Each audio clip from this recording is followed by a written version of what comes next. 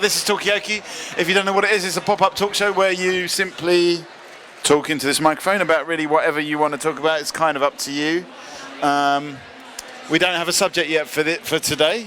Well, we've had a subject for today. We've had lots of subjects already. But for this afternoon, we don't know where it's going to go, what people are going to talk about. It's kind of up to you as a collective and whoever else comes along. So first of all, let's just get some names. My name is Mikey. We've got Rick on camera and on SMS right now. And my name's Mikey. What's your name? Jamal.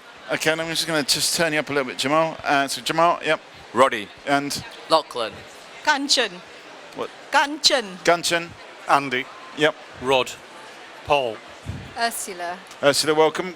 Come and sit down, come and get involved in this. This is a really good moment because we don't have a subject. So has anyone amongst us got something to offer, or is there a few suggestions about what we can talk about here? Any thoughts? The People's Front of Judea. Okay.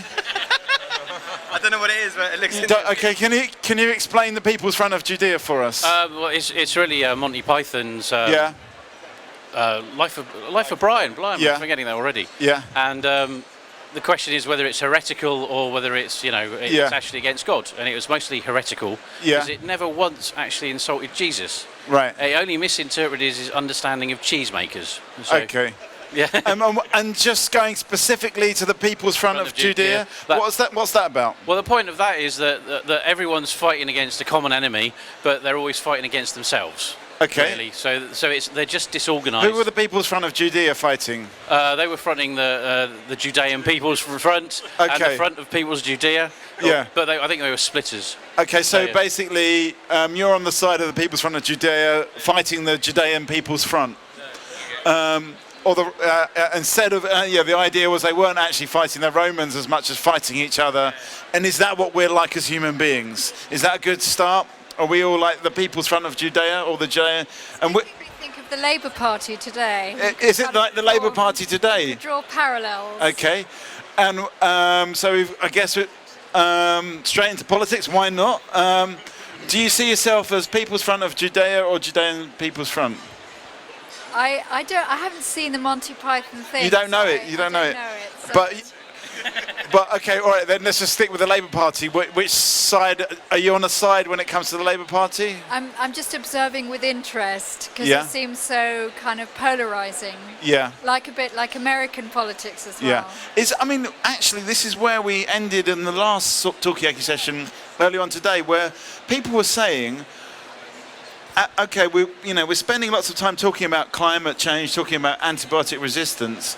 Should that kind of lens of science actually be focused on how we make political decisions? Are we making the political decisions in the right way? Could it be done in a more scientific way? And what would that actually look like? Aren't we actually suffering at the moment of a problem of scale? So we're not scaling up particularly well to manage these things. Yeah. And so the complexity of our society is increasing, and the needs to manage that complexity is ever increasing. But we're still human beings stuck within a biological body, and it's not quite enough. You've got too many other people's needs. And, so it's down to our unevolved brain. Well, it's how we're evolving now. Right now, we haven't worked out how to go to the next stage, whatever that next stage is. So right now it's a bit chaotic. Okay, so our poor little human brains can't deal with the complexity of today's world, where not only have we got Talkaoke going on, but we've got some scientists analysing the chat as it comes out live. Can we cope with this level of complexity? What's your name again? Rod. Rod is saying no, we can't. our brains are not there yet. Well, I've been thinking about pizza for the last 5 minutes because you mentioned the Romans and then Rome, and that's just been... You've been just thinking about pizza, but any particular flavour of pizza? I'm hungry as well.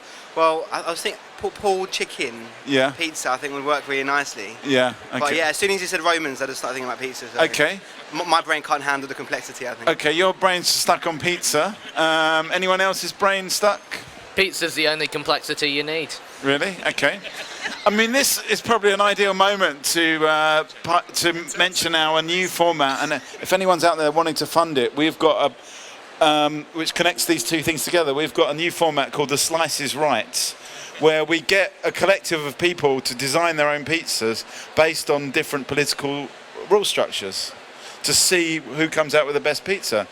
looks like one of those healthy Pizza Express ones with the pizza on the outside, salad in the middle. Okay, so I'm the salad in the middle. The salad. Okay, all right, okay. So where do we want to go with this? Do we want to talk about the pizza, the healthy pizzas? Do we want to talk about a better rules system, the capacity of our brains?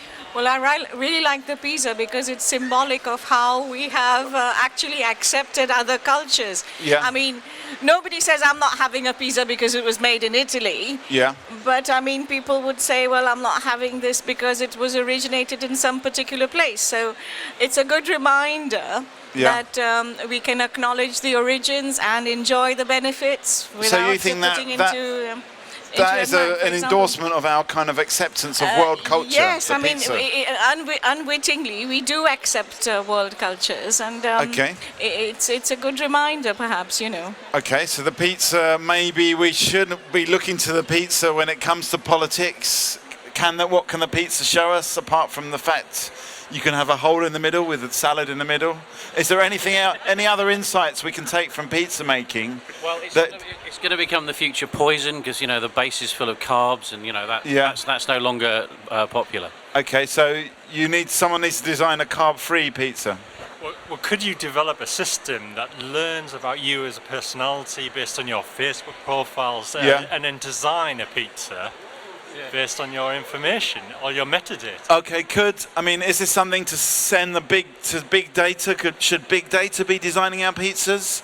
What would your pizza look like based on your browsing habits?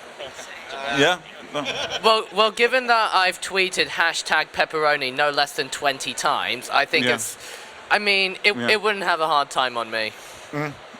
Okay, so pizza, there is some kind of key that pizza seems to unlock. I think that's fair to say. Is anyone here not a pizza eater? Are there any gluten intolerant people around here that maybe can't take the base? Yeah.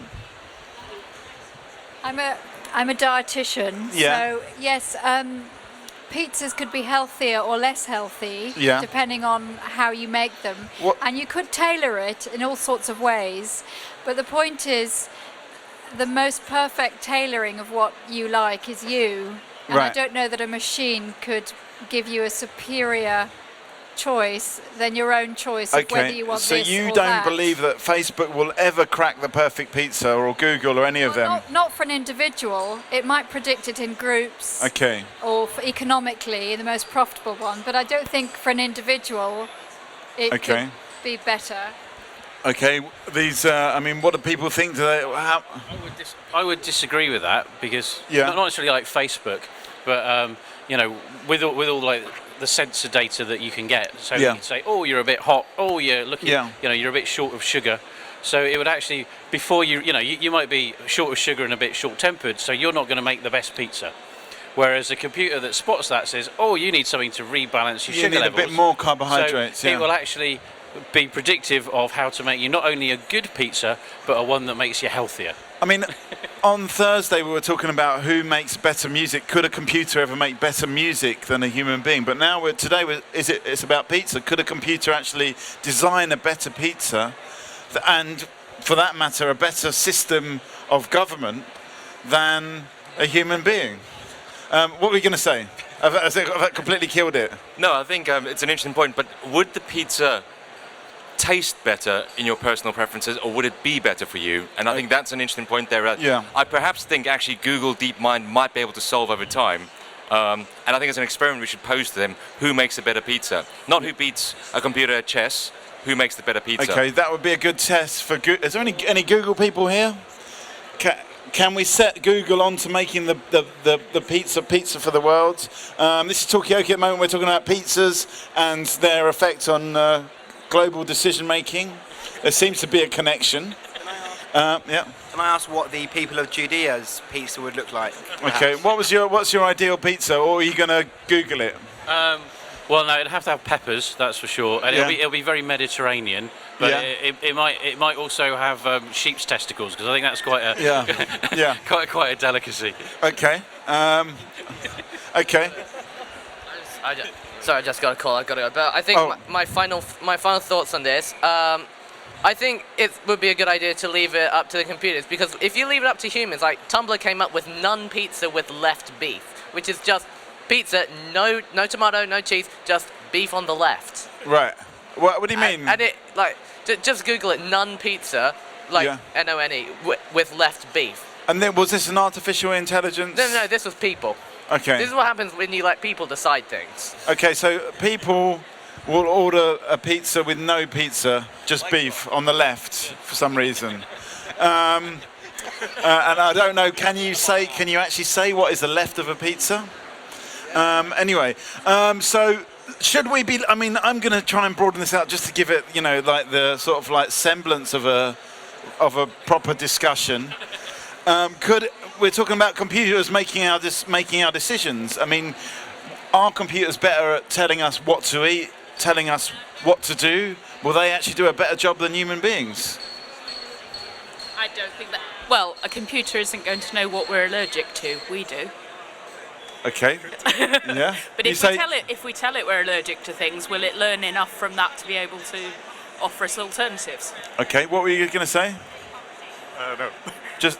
I was about to say about the whole discussion of if a computer decided to wipe out 5 billion people, is it actually better for the planet and for the remaining people or not? Yeah. Okay. I mean, what do you think about that? Do you think? I'd say maybe, but not in my lifetime. Okay. Okay. So I mean, you know, will the computer make extreme judgments about how to solve the population crisis, if there is such a thing as a population crisis? Have you got a final thought for us? I think this is leading to whether computers can take over our intelligence. But I think at the moment, computer will only be as good as the programmer who made the program. So we're still there. But what about, I mean, you were talking about a computer that learns. What about a computer that is able to learn itself? Well, I'm sure it is, yes. There were lots of things that we heard in the lecture that they were able to do things on their own. But it will still depend on the command from a human intelligence at the moment. So. Okay. Okay. You've not said much. Are you scared of computers taking over our pizza making responsibilities? What will happen to all the pizza makers once computers have taken over? What jobs will they do? These are all questions. It's kind of up to you where you want to take this. Come and get involved. Do you like pizza? Come and sit down. Come and get involved. So, yeah. What if a computer decides to put poison in there? Why would a computer do that? Well, it might think that it's the best solution to a particular problem. Okay. I don't know. Okay, do we trust the computer? Will the computer poison us? Do we trust the computer-made pizza? We're trusting the computer to have self-driving cars and deliver the pizza. Yeah. So why not trust it to make the pizza? So you would trust the self-driving delivery pizza van man? Personally, no, but that's the way it's going. Okay, you wouldn't trust the self-driving pizza van? Well, as I used to be a cab driver, there's a bit of self-interest there, so no. Okay. As a cab driver, are you worried about computers taking over the industry of cab driving? I think drivers would be, because there are going to be very few driving jobs. Okay. And then trucks are driven by self-delivering, Amazon drones delivering. Okay. All right, so are we worried about this? Are we worried about computers taking over our jobs? Yes, exactly. What do we do when there's no work for us to do? Okay. Will computers take over if they're taking over the government, they're taking over the pizza making, they're taking over the delivery side, what will we all be doing? Just because you're the youngest member of this, Talkaoke, are you worried about what job you're going to be doing in the future? Yes, probably, because if computers take over the jobs, what are humans going to do? Just sit down in the house and do nothing. Okay. All right. Will humans be just sitting? Because you wanted to say something. Okay. Yeah. Go. Okay, I was just going to say that my experience of computers is that they're not very good at sweeping up after themselves. We will be the ones cleaning the servers. You'll be cleaning the computers. Yeah. Okay, so computers will be doing all the work. We'll be cleaning and dusting them off, hoovering around. Yeah, it's funny that we're talking about, we're going to lose all our jobs to computers. But if you look at Freeman Dyson, he said, in the future, only 1 in 10 people will need to work, and the rest can actually do interesting things. Yeah. Now, today, we're actually in the case of we're going to lose our jobs. So there's a big fear there, because of like technology automating us out of what is the fear actually about then? Because, probably the dole. Okay, so it's not necessarily about losing the job, it's about not having any money? Yeah. Okay, yeah. A couple of points to point out. Firstly, this is the 4th Industrial Revolution. So we had the Industrial Revolution in the 1900s, which was a similar fear, which was the automation of production, right? Were people worried about losing jobs in those days? I think so. I assume they did. And I think people are worried about it now. So there's 2 things. Firstly, I think, going on to Rod, going on to Rod's point, it will allow us humans to do other more interesting stuff, and actually it will also raise questions about income distribution and the purpose of actually working, because we are working to live when actually you should live in other ways. And there's an interesting question which I think is raised by what computers will do and how they'll help us live more fulfilling lives. Okay, but so what's your name? Tarek. Tarek? Yeah. How's Tarek going to get his money if the computers are doing all the jobs, and he's going to be dusting? I mean, he might be doing some great leisure activities, some art and stuff like that, but how's he actually going to earn his money? There's something, at the end of the day, the computer is just an executor. Yeah. Somebody needs to tell the computer what to do. Okay. In the case of making pizza, it's if nobody gave it the recipe, it will know what a pizza is. So there's a human interaction telling it, do this. And if you need to improve it, there's someone who actually has to taste that pizza and say this needs more salt. Okay, so he could be a pizza taster. He could be a pizza taster, or he could be a pizza master just instructing the computer how to do it. So that's a job of the future, connoisseur of pizzas. Could you do that job? Yes. Okay. All right, okay. Will those be the kind of jobs like pizza taster, like consumer feedback? Those kind of jobs, will that be the jobs of the future? A gallery reviewer. It's like, that's a nice picture. Yeah, that kind of job. Will it be that kind of job in the future? What do people think? And I just want to say to those watching, come and get involved in this. Come closer. If you've got something to say, do come and grab the mic. Are you worried about the jobs of the future? Is it just all going to iron itself out? Yep. Yeah. I was going to say, I actually work with databases at the moment, and my job is cleaning up what computers have messed up over the past 15 years, because the database that I work with is what happens when database A, database B, database C, database D, etc., all get dumped into one. Yeah. And the computer is not smart enough to work that out. It needs humans to look at it and go, that's wrong.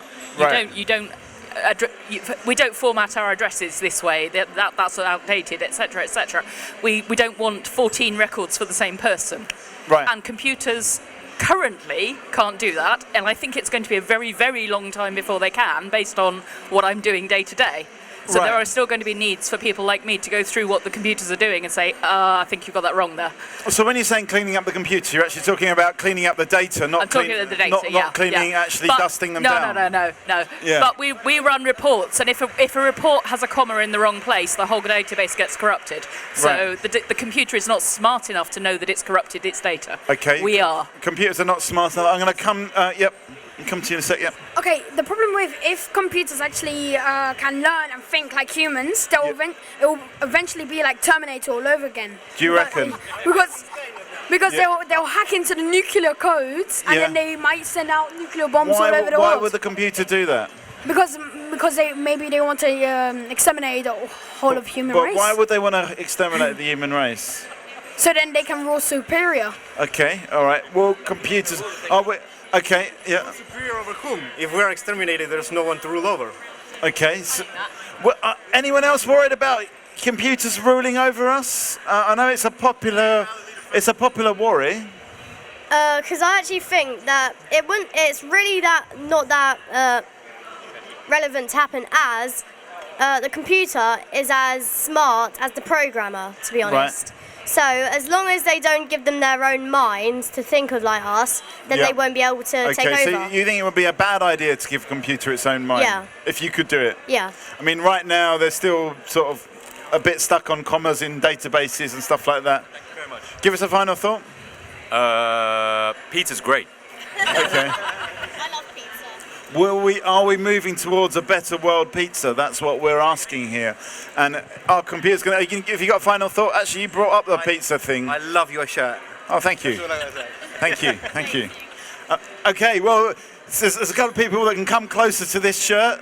Come and get involved. Are you off as well, Rod? Time to go. Well, it was lovely. Thank you very much. Have you got a final thought on this one? Computers will get more intelligent than us. Yeah. And this question is whether we can actually program them to have morality that we like and not the morality that they like. Okay, so it's about programming the morality into these super smart machines. Are you off as well? Final thought? It'll be a while before we know how to give computers minds. We don't know how our own evolve, do we yet? Okay, so we don't really know enough about minds, full stop, to really understand our own ones, never mind an artificial one. Yep.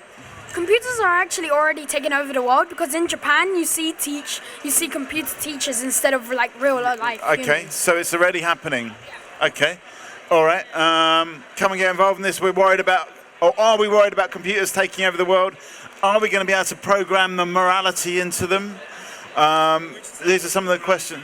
Hang on a sec. So I think you could use computers to make logical decisions about the world through government and things. Yeah. Because they'll be able to make good decisions because they can analyse the entire web and all that they can collect data and process it. So you trust the computer to make a decision? I'm not trusting the computer to make. Don't give them the power, but give them the power to look through data and make decisions that we can then look through and look into. So computers can actually help with political decisions. They can analyse all the data, churn it through all those databases you're talking about, and actually work out what's the best decision, what's the greatest happiness for the greatest people. They could be useful advisors, analysing data, but just not executing, because the suggestion of the analysis may be just, well, exterminate this whole chunk of population because there's way too many. So and it's a bit like how the current government works, where they've got lots of scientific boards and they get advised by them, but they in the end make their own decision. Well, yeah, then it's like up to people to decide whether if they run that course of action or not. Okay. I don't think anyone will be up to executing chunks of population. All right. Did you want to say anything? Okay. Well, I was just going to say the problem with computers looking at data and making decisions is that you have to tell it what outcome you want before it can make the right decision, because two opposing groups can feed it the same data and both want a different result, both of which can be read from that data if it's the right kind of data. Political parties, for example, will look at the same figures and argue that one of them is really great and one of them is really terrible, when actually it's just data. Okay. And a computer can't make that decision without an actual standpoint to start with, and you've got to then give it a moral standpoint. How do you give a computer a political view? Okay, so the computer would have to have some kind of political view. What if this happened? Yeah. Say that if somebody didn't have a job. Yeah. And they had to go in the street. Yeah. And they didn't get any money. Is this because the computer's taken their job, or just because they haven't got a job? If that's what happens if they get a job. Okay. So, I mean, what are you saying? Are you saying that shouldn't happen? Like, Is it about computers taking over the jobs? Or taking over the jobs. What are people going to be left with? Okay, what are people going to do if computers have taken over all their jobs? Apart from tasting pizza, will a computer be better at tasting pizza? The computer's got no preference, no outcome, no view, no standpoint. So how can the computers do these even in the future?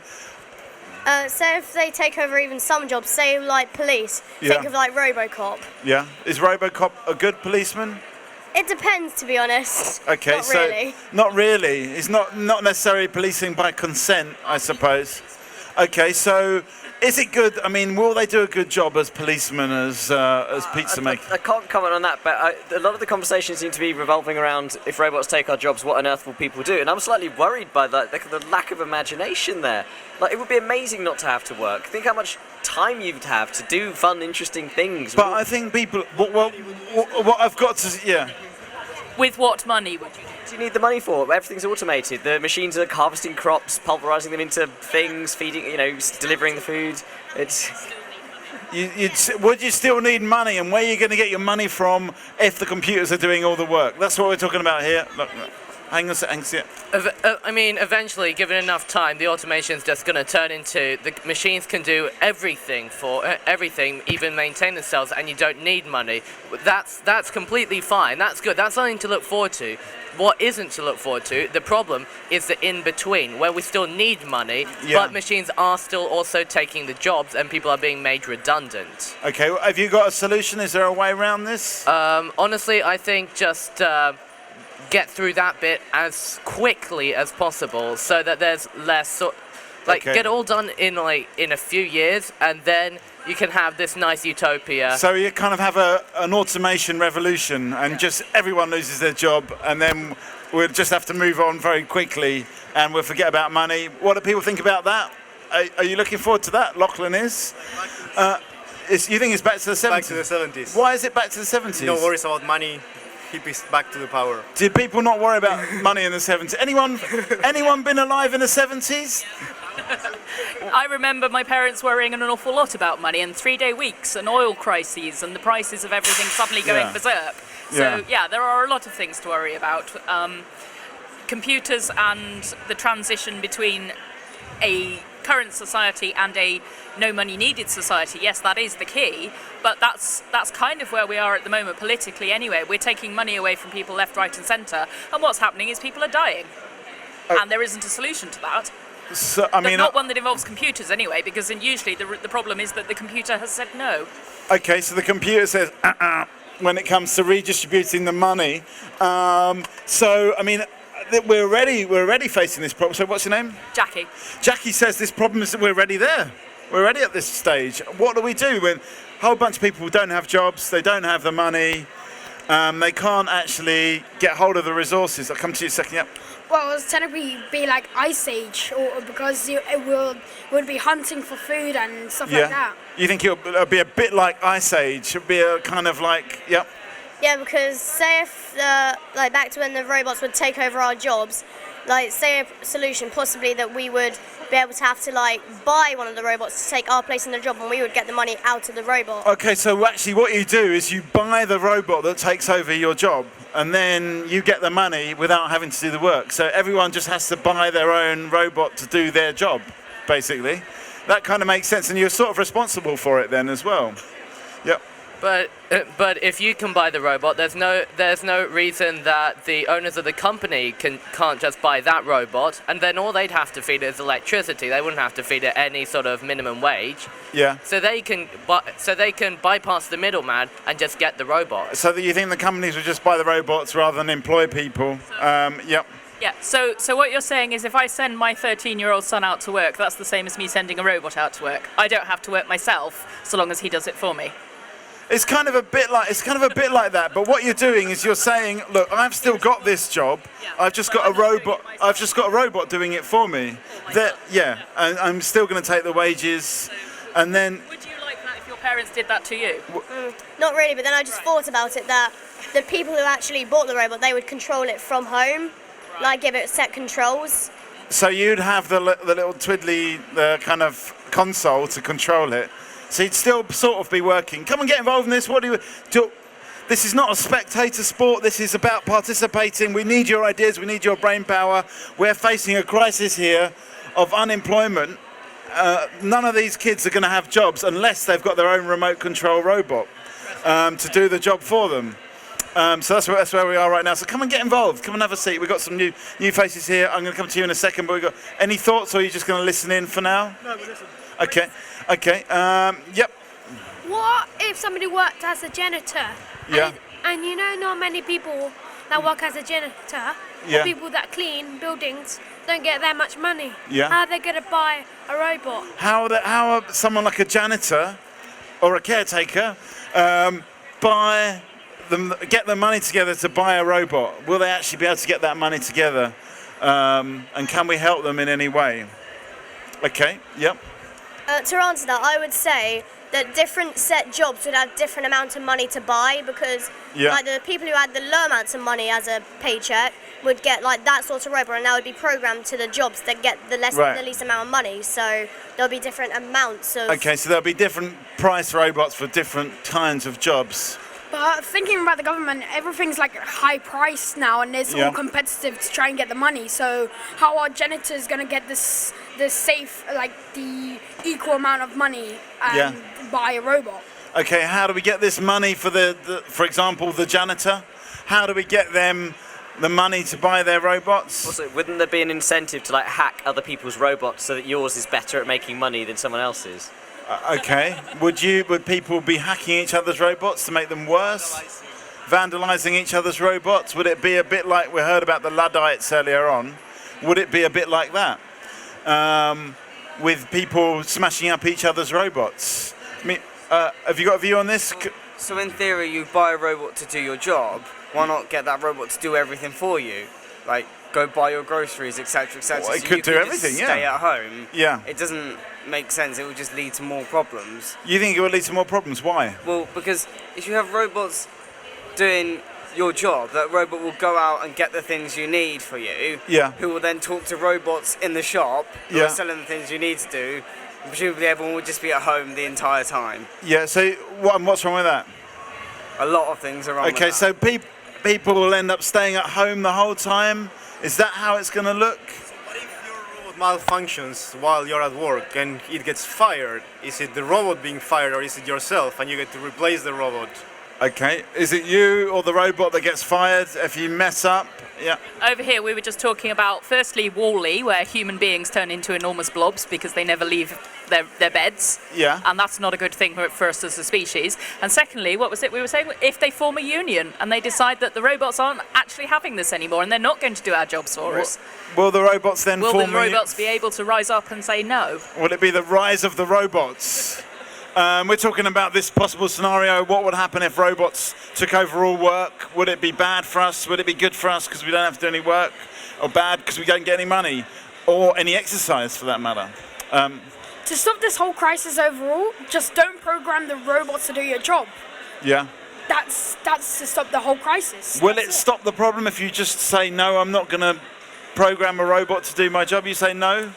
Okay. But kind of looking on somebody else will. Yeah, kind of like looking on the good side and the bad side. Because if you think about like wild scientists, I know like the jobs that they would have to do would, say for example, they have to try to find out how to create a brand new element, but there would be a huge explosion in the progress. They can't really make humans explosion proof, but you could possibly make robots. So you could get robots to do nuclear science, creating new elements, and robots could do that where humans can't even get close. Have you got a point to make? Yep.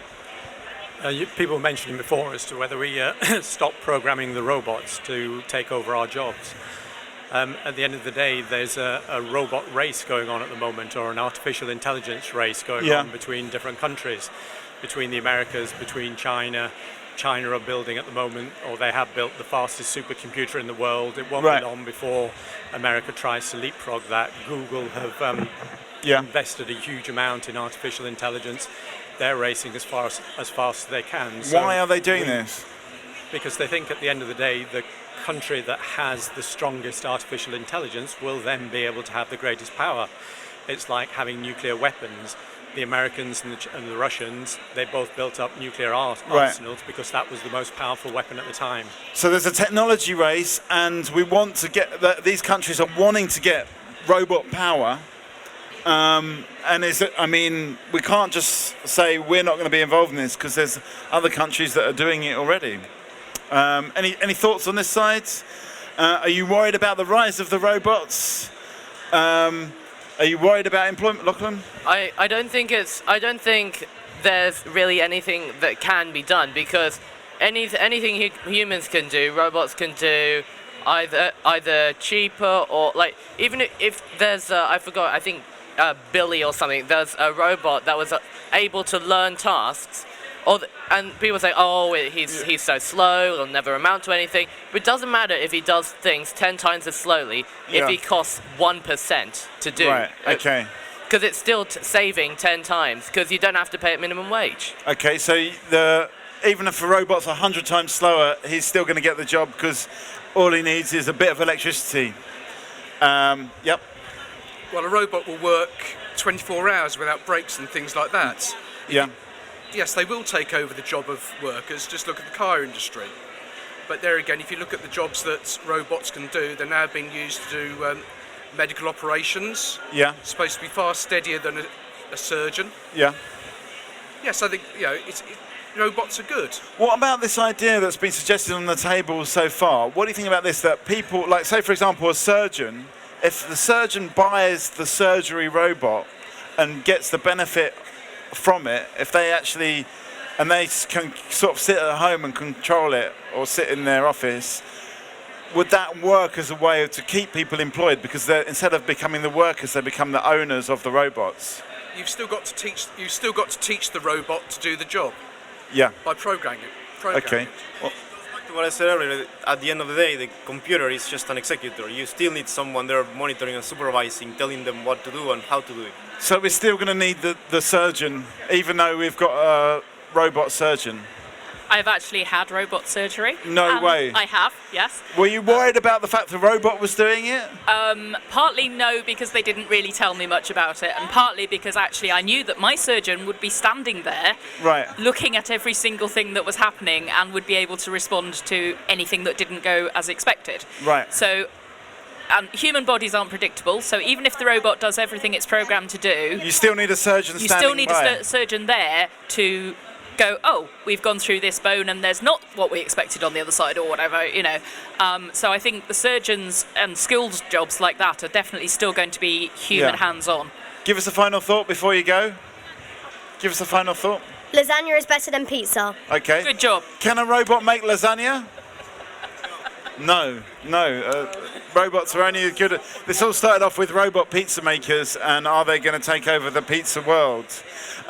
So come and have a... At the moment we're talking about, could we have our own robots to do the jobs, and will we still have jobs overseeing the robots, like the surgeon overseeing the robot surgeon? Well, coming back to that surgeon robot, well, I saw on the news they said that they were doing a head transplant. Right. But imagine the robot doing it. Okay. Like the robot cutting off the head and then sewing it back onto the body. Would a robot be better at doing a head transplant, do you think, than a human being? I think a human, because the trained surgeon would know more than the actual robot. Okay. Would you ever get a head transplant? No. Okay. But what about body transplant? No. Okay. Okay. Yeah. We see at the moment that the robots are being trained to do more and more jobs. There are, say, certain warehouses like Amazon, where virtually 90% of it's run by robots and a very small number of jobs for people. We see now that... So I just want to get a final thought, but give us a final thought. What if the robot got broken? Okay, who's going to fix the robot? Can you have robots to fix the robots? Maybe. Maybe, okay. So what you're saying about that warehouses that are completely robot powered? More and more now we see that there are more robots that can be taking over more jobs. Driverless technology is nearly here around the corner. There are already driverless projects that are up and on the road. So in a few years' time you will see that there is so much to be gained from it in terms of less accidents, just freeing up cities in terms of traffic, car parks, whatever. But that will lead to a tremendous loss of jobs. All people like taxi drivers, van drivers, anyone involved in driving will lose jobs. So you will start to see more and more people starting to lose their jobs as more and more skills are transferred to the robots. Well, I mean, the answer to that that's been proposed by Tarek was that people just, like the drivers, instead of buying a Toyota Prius, you buy a robot Prius and you still own that car, and the robot does your work, but you still make money from it. It's not my solution, by the way, but I'll go on. No, go ahead. It'll actually move the other way. There'll be less people buying cars because you won't need to own a car, because you can have any car on tap anytime you want. If you're going on a holiday, you'll be able to hire a family car. If you're going to be commuting, then you'll probably share in terms of commuter car. People will move to less car ownership, so you won't be owning cars to do the taxi work for you. Okay. robots at the moment go into space, and they will go where humans can't. Okay. So there is a need for them in the space at the moment. I think that they can go to other places, but what about the places where humans like to be, and what effects are they going to have there? I think there's a lot that robots at the moment and for the foreseeable future just won't be able to do, just because we don't have the capabilities to program robots to do those things and the technology there. Like a head transplant, for example. Yeah, and I also think that technology can be very unpredictable and very unreliable at times, that a completely automated system or even a partly automated system where robots being relied on to do surgery independently, if they then crash or something goes wrong, it's a lot worse than if a human will have a lot more capabilities to just say, all right, we'll do this and we'll sort this out. So when a robot makes a mistake, it's a lot worse than when a human makes mistakes, because they kind of improvise paper over the cracks and just say, oh yeah, it'll be fine. But robots can't do that. Rick, this is Rick, our cameraman. Let's give him a round of applause. I was just going to say, what if we are the robot, like a Ghost in the Shell type thing, Yeah, we're already robots. Yeah, but what if we're even more robots, so we're just advanced, so we can do these things because we're mechanical machines. Okay, what about if we become robots? How about that? If we actually become the robot? I think that leads to a whole different inquiry where, well, presumably for robots, we could sustain immortality through servers and keeping people alive for a lot longer. Yeah. And then if we become robots, then shall we become the automated system that we both fear and want? Because we are the robots that are then robots that are doing everything. Okay. If we did become the robots, would we still be doing all those robotic jobs? Would we become the driverless car, but we'd be embedded into the car, for example? I think collectively we're missing the point of all this. I think most of us in our heads are picturing sort of Cybermen at an office, taking a coffee break, having chit-chat around the water cooler, but this isn't what the future's going to be like. The future is going to be just a program running on a computer that can sort through 5 tons of digital paperwork in a billionth of the time that it would take for a human to do it. And and then when you're going on to cyborg sort of stuff, if we had the technology to do that, there'd be a lot. Then jobs would already be basically redundant, because if we had the technology to properly I'm not going to say Terminator, but if we had the technology to do proper sci-fi cyborg stuff, then we'd have the technology then we'd be past that period of unrest, and we'd already be in that society where we've got just general robots to do everything for us. And finally, you said about if robots crash or something, that they might be unpredictable, but they don't have to be perfect. They only have to be better than humans. Okay, a lot of points there. So where are we going to take this conversation, Jackie? Okay, well, I started work just before the World Wide Web. So that tells you roughly how old I am. Yeah. And can you give it, just for historical purposes, when did the World Wide Web start? The World Wide Web started in autumn 1990. Okay. And I was an adult by that point, so there we go. Basically, when I was starting out in early jobs, they were saying, well, there's a computer in the office, a computer in the office, and somebody needs to learn how to do it, so you do it, so I did. And they kept saying, well, we're going to go paperless. Everything will be paperless. Well, by the year 2000, we'll have it's always by the year 2000, and everything will be, and then, well, maybe by the year 2020, and we're approaching the year 2020, and my office is as full of paper as it was 30 years ago. So apart from anything else, we know that if we trust all our data, all our transactions, all our effort solely into computers and robots, the moment that there is a hacker, the moment their servers crash, the moment that something gets corrupted, the moment there is a literal bug in the machine, we're screwed. So we keep paper. There are certain things we don't tell our computers about. What don't you tell? Data protection. So we keep them off the computers because that's stuff that we don't want other people knowing about. It's vulnerable to hackers. Yeah. So we are never going to go paperless, and I don't think we're going to go completely computerized anyway, or at least not in my lifetime. Maybe in yours. Okay.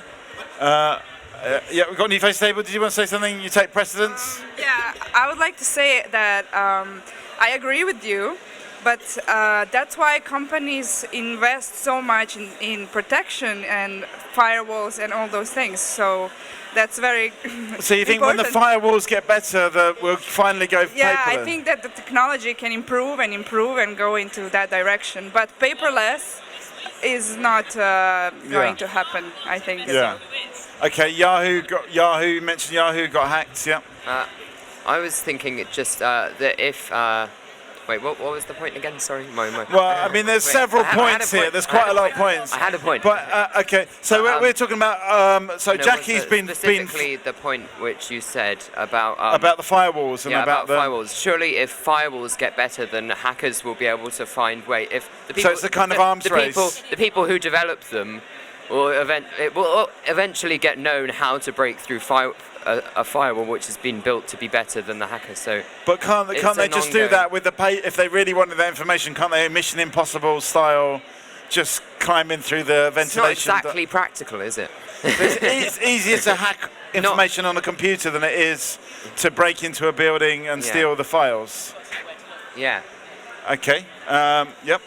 You had a point as well. Sorry, because you had a point that, and you had I just wanted to comment that through history, mankind has been through several revolutions that introduced new machinery, new artifacts that people thought, oh, we're going to run out of jobs. And at the end of the day, in the long run, what happens is society evolves into developing new jobs based on what's currently on the market. So at this point, we have robots. Yeah, they will. So what are the new jobs? What are the new jobs that are going to be, apart from pizza taster? You still need maintenance. You still need to improve those robots. You still need a way of making them better, of teaching them about what you've learned from previous robots. Even developing a robot that will teach the robots. You get new ways of getting work. Okay, so there's always new stuff that comes up. You may not have the janitor anymore. You have a robot just brooming a room, but you still need someone to tell them, okay, if the broom breaks, just fetch another. Yeah. So robot janitor maintenance man, it could be a job. Yep. But I think that it's getting to the stage now where we'll be running out of the jobs that robots or computers won't be able to do. Originally we had an agricultural base in terms of employment, and we then brought machines in to do most of the agricultural work. 95% of people used to be employed in agricultural work. Now it can be less than 5%. So everyone moved out of the fields and manual labour, and then they moved into the factories. So then into the factories now, people have been investing very, very heavily in terms of technology there, and all the factory jobs are starting to disappear. So now less and less people are working in the factory, so we've moved to a service sector, so we're moving to using our intelligence. So we're moving into the offices. Now we see that the computerization in the offices is increasing as well, so robots are being trained more and more to be able to do that kind of intelligent work. So there's less and less work for people to be able to do, and we see now that evidence in terms of across Europe. You see huge unemployment, particularly in the south.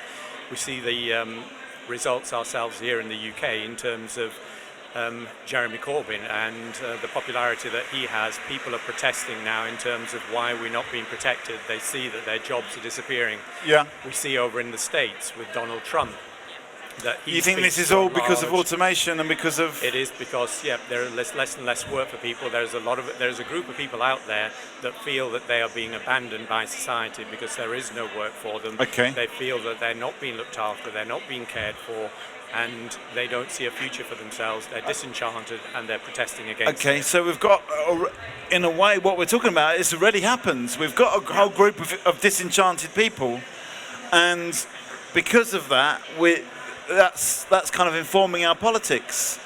Yep, you had a point. I think as well as robotics and computers being able to take over jobs that we're currently doing, they may be able to do jobs that we simply can't do at the moment and do things that we won't be able to do. And I think that could be a massive benefit for the planet. You said about going into space and things, maybe going to the centre of the Earth. Yeah. And then open up explorations of research and just creating new things that we can't do on our own. But what about all these disenchanted people? Sorry, what's your name? Marco. That Marco's talking about all these disenchanted people that are that they haven't got jobs, they're not employed. This is happening already in the south of Europe.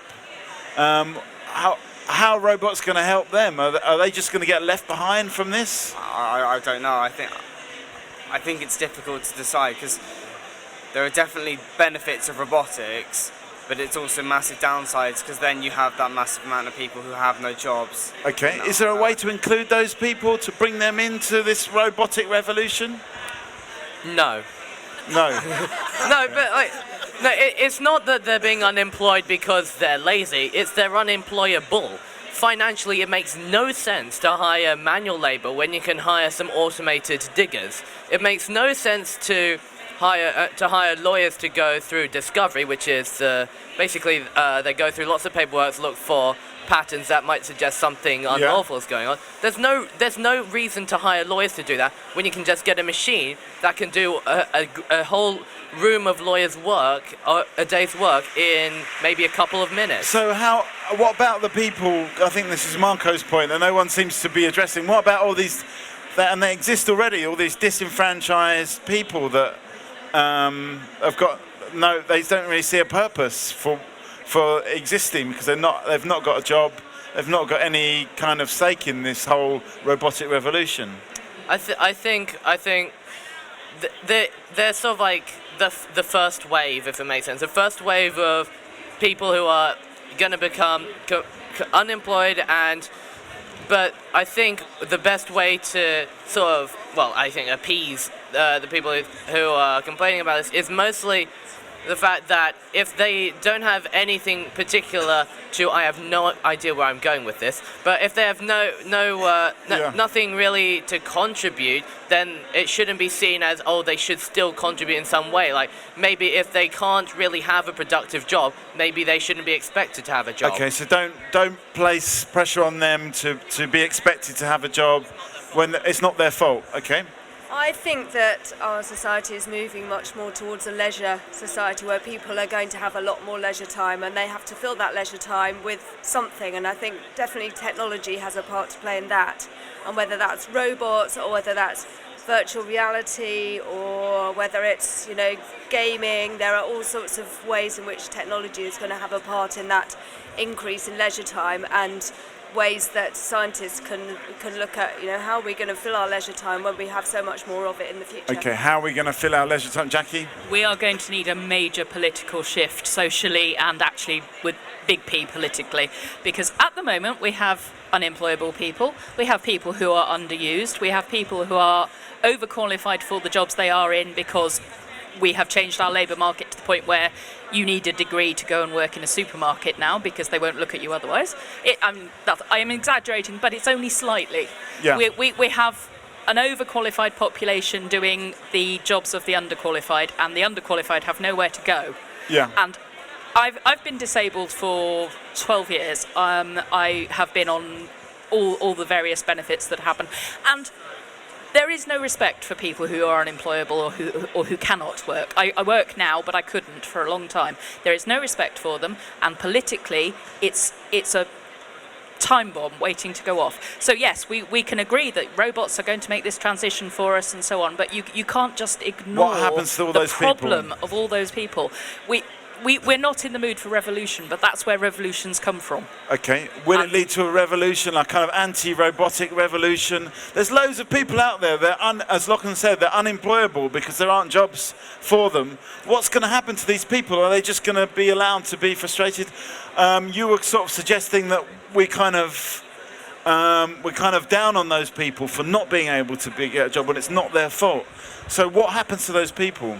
I would say that maybe they should concentrate on putting that stress on younger generations, to teach them that they do not repeat mistakes. Yeah. Like, look at me now, I'm unemployed, but look, you can do it this way and avoid what I'm inside now. So maybe that way. So the younger generation can avoid. How are they going to avoid the problem?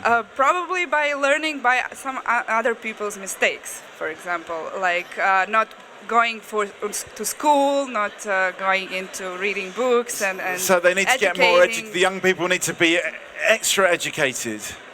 Why do you say extra educated? Well, more educated than the previous generation. No, I think that now kids don't study so much as, for example, our generations used right, to. okay. That's Is that what true? Young people, are you not studying as much? Okay. All right, come and join in this conversation. This is not, we've got a lot of spectators, but what we want is participants. Because this is a problem we need to solve. We're looking for some ideas, and we're full of ideas about what robots could possibly do, but we're not full of ideas about what about the people that get left behind. There are starting to be some thoughts in terms of... Give us a final thought. Sorry, Marco. Just give us a final thought before you go. Final thought about what? Well, what would you say? You're walking away from the table. What are you thinking? I think the whole thing with unemployment and giving people so much more leisure time actually devalues us as humans. Because what does that actually mean for us? I mean, we can just do what we like all the time. What's the point in a world where people feel a bit pointless? It's just leisure. Yeah. Leisure can be a bit pointless. I mean, there's all these things that we could discover, but then what then? It's always what next, but we never stop to think where are we actually going. Okay. All right. Good point. I agree with Jackie very much that we're going to have more and more social unrest going forward. There are certain ideas that are being discussed and trialled for people who are going to be basically permanently unemployed, and that's having a universal basic income. So you just give people a basic living wage. But then the lady over there was saying that we have to prepare for more leisure time, but the people in the south of Europe who don't have a job don't consider it as leisure time. They consider that they're it's waste of unemployed time. And rejected. Yeah. They don't have to have a job, to have a role in society, gives you purpose, gives you meaning. And if people don't have a job, don't have a role to play, then they do feel that they've been left behind. They do feel they've been disenfranchised. And if the politicians don't start to address this more, and the Jeremy Corbyns of this world are being listened to, he will have more of a voice. The other politicians are going to have to listen that this is a growing problem, and we're going to have to deal with it better, because otherwise there's going to be much more social unrest going forward. Okay, is this a time bomb waiting to happen? Is it just about giving people money, or do we actually need to give them a purpose, a meaning in life? That's what seems to be suggested here. Any points, comments? I think our education system needs a revolution, because it's based on an education system that's 200 years old. Right. Gentlemen, not for everyone, not for the working class, not for people who want to do jobs with manual labor. Right. It's not focused on catering for everyone. It's focused on bringing people to universities, which still the majority of our country does not do. Right. And is not necessary for everyone. I think it should, at least our basic education system, pre-GCSE and A-levels, should be more focused on everyone and not on particularly the Oxford, Cambridge kind of university. So it's too stigma. much academic focused, the education system. Okay. Well, I think this should be the choice. Okay. Everyone wants to be a director. They want to be in the office. And that's from the very beginning. Right, okay, so everyone's there to be a leader. Come and have a seat. Come and get involved in this. How are we going to give all these people meaning? Is it about radically changing the education system? Have you got something to say straight away, or okay? I've got something to say. Yeah. Yes, it's about changing the education system, because the education system is based on exams. You sit in class and you learn for exams, as opposed to sitting in class and learning for interest, and that is the fatal flaw. Is it got a connection I like school, but I still hate learning for exams. It's awful. Okay, so that is completely wrong. How would you restructure it then? To be honest, that's not something you can say, because obviously you have exams, GCSEs, that get you here, there, and everywhere, and that would uproot the entire kind of. Yeah, but that's what you're saying. First of all, you just said that. But there's a difference between learning for exams and doing exams at the end of your learning. Okay, so you think the exam should just come at the end, and the previous learning should be for interest. Okay, yeah. Okay.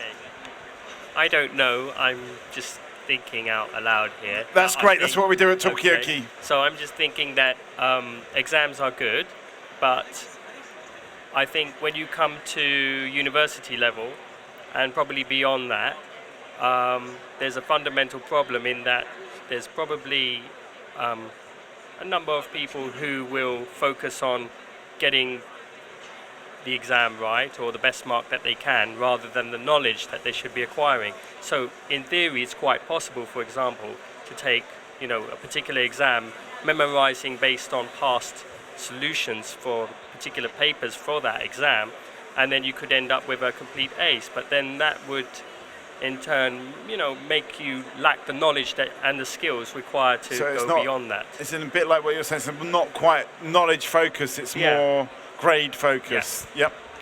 I think this is like whenever you've got a system, whether it's learning for exams or exams at the end of learning, wherever there's a system, there's always someone willing to abuse the system to get further than they really should. Like, okay, so people will always game the system. Yeah, take the 11 plus for example. So I did it because I live in Kent. We still got grammar schools, and I got a decent mark.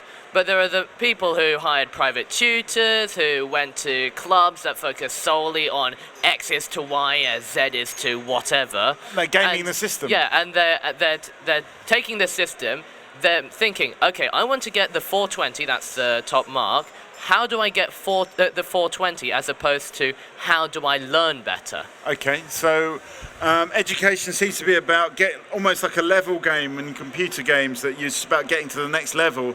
It's not about learning for the sake of interest, as you said. Come to you in a second, yeah. Well, I think the problem with the education system at the moment is there's too much of a focus on exams, whereas I'm currently going through GCSEs and they've changed it and put more of a focus on exams and less on like the coursework, where you apply the skills you learn in your subject in an actual way that you would do in a job. Right. And they've taken it out of several subjects. Why? I don't know. Okay, do we know why they've done that? I'll come to you in a second. I'm not sure why they've done that, but we have to look at other education systems, see where it works better using different systems. And if we look to further northern Norwegian and other systems like that, they have less hours of school, no homework, and better grades. Okay. I mean, and I think we should look to systems that work better. Okay, so in Scandinavia they've got it better. Yeah. Okay. All right. Okay. So look to either. Does anyone else know about the Scandinavian systems of education? Should we be looking to them? I don't know anything about Scandinavia. No, but you were it was just a point to everybody. You were going to make it. Although we think coursework is wonderful, it is open to the pupils. If they don't get a good enough mark, let's redo that bit. And so they're gaming the system as well. Yeah. Okay. So I can see why, and I hate exams, and I have complete sympathy with you. At the end of the time, if you go into a room and you sit an exam and you've learnt the stuff, you're being taught on that. You're not being taught on what you can go home and look up on the internet and do on your coursework. Exams are a better mark of somebody's ability than coursework. Come! If you've got a point to make, come and sit and get involved in this. What does our education system need a rejig? Are exams better? Is coursework better? Is the Scandinavian system better?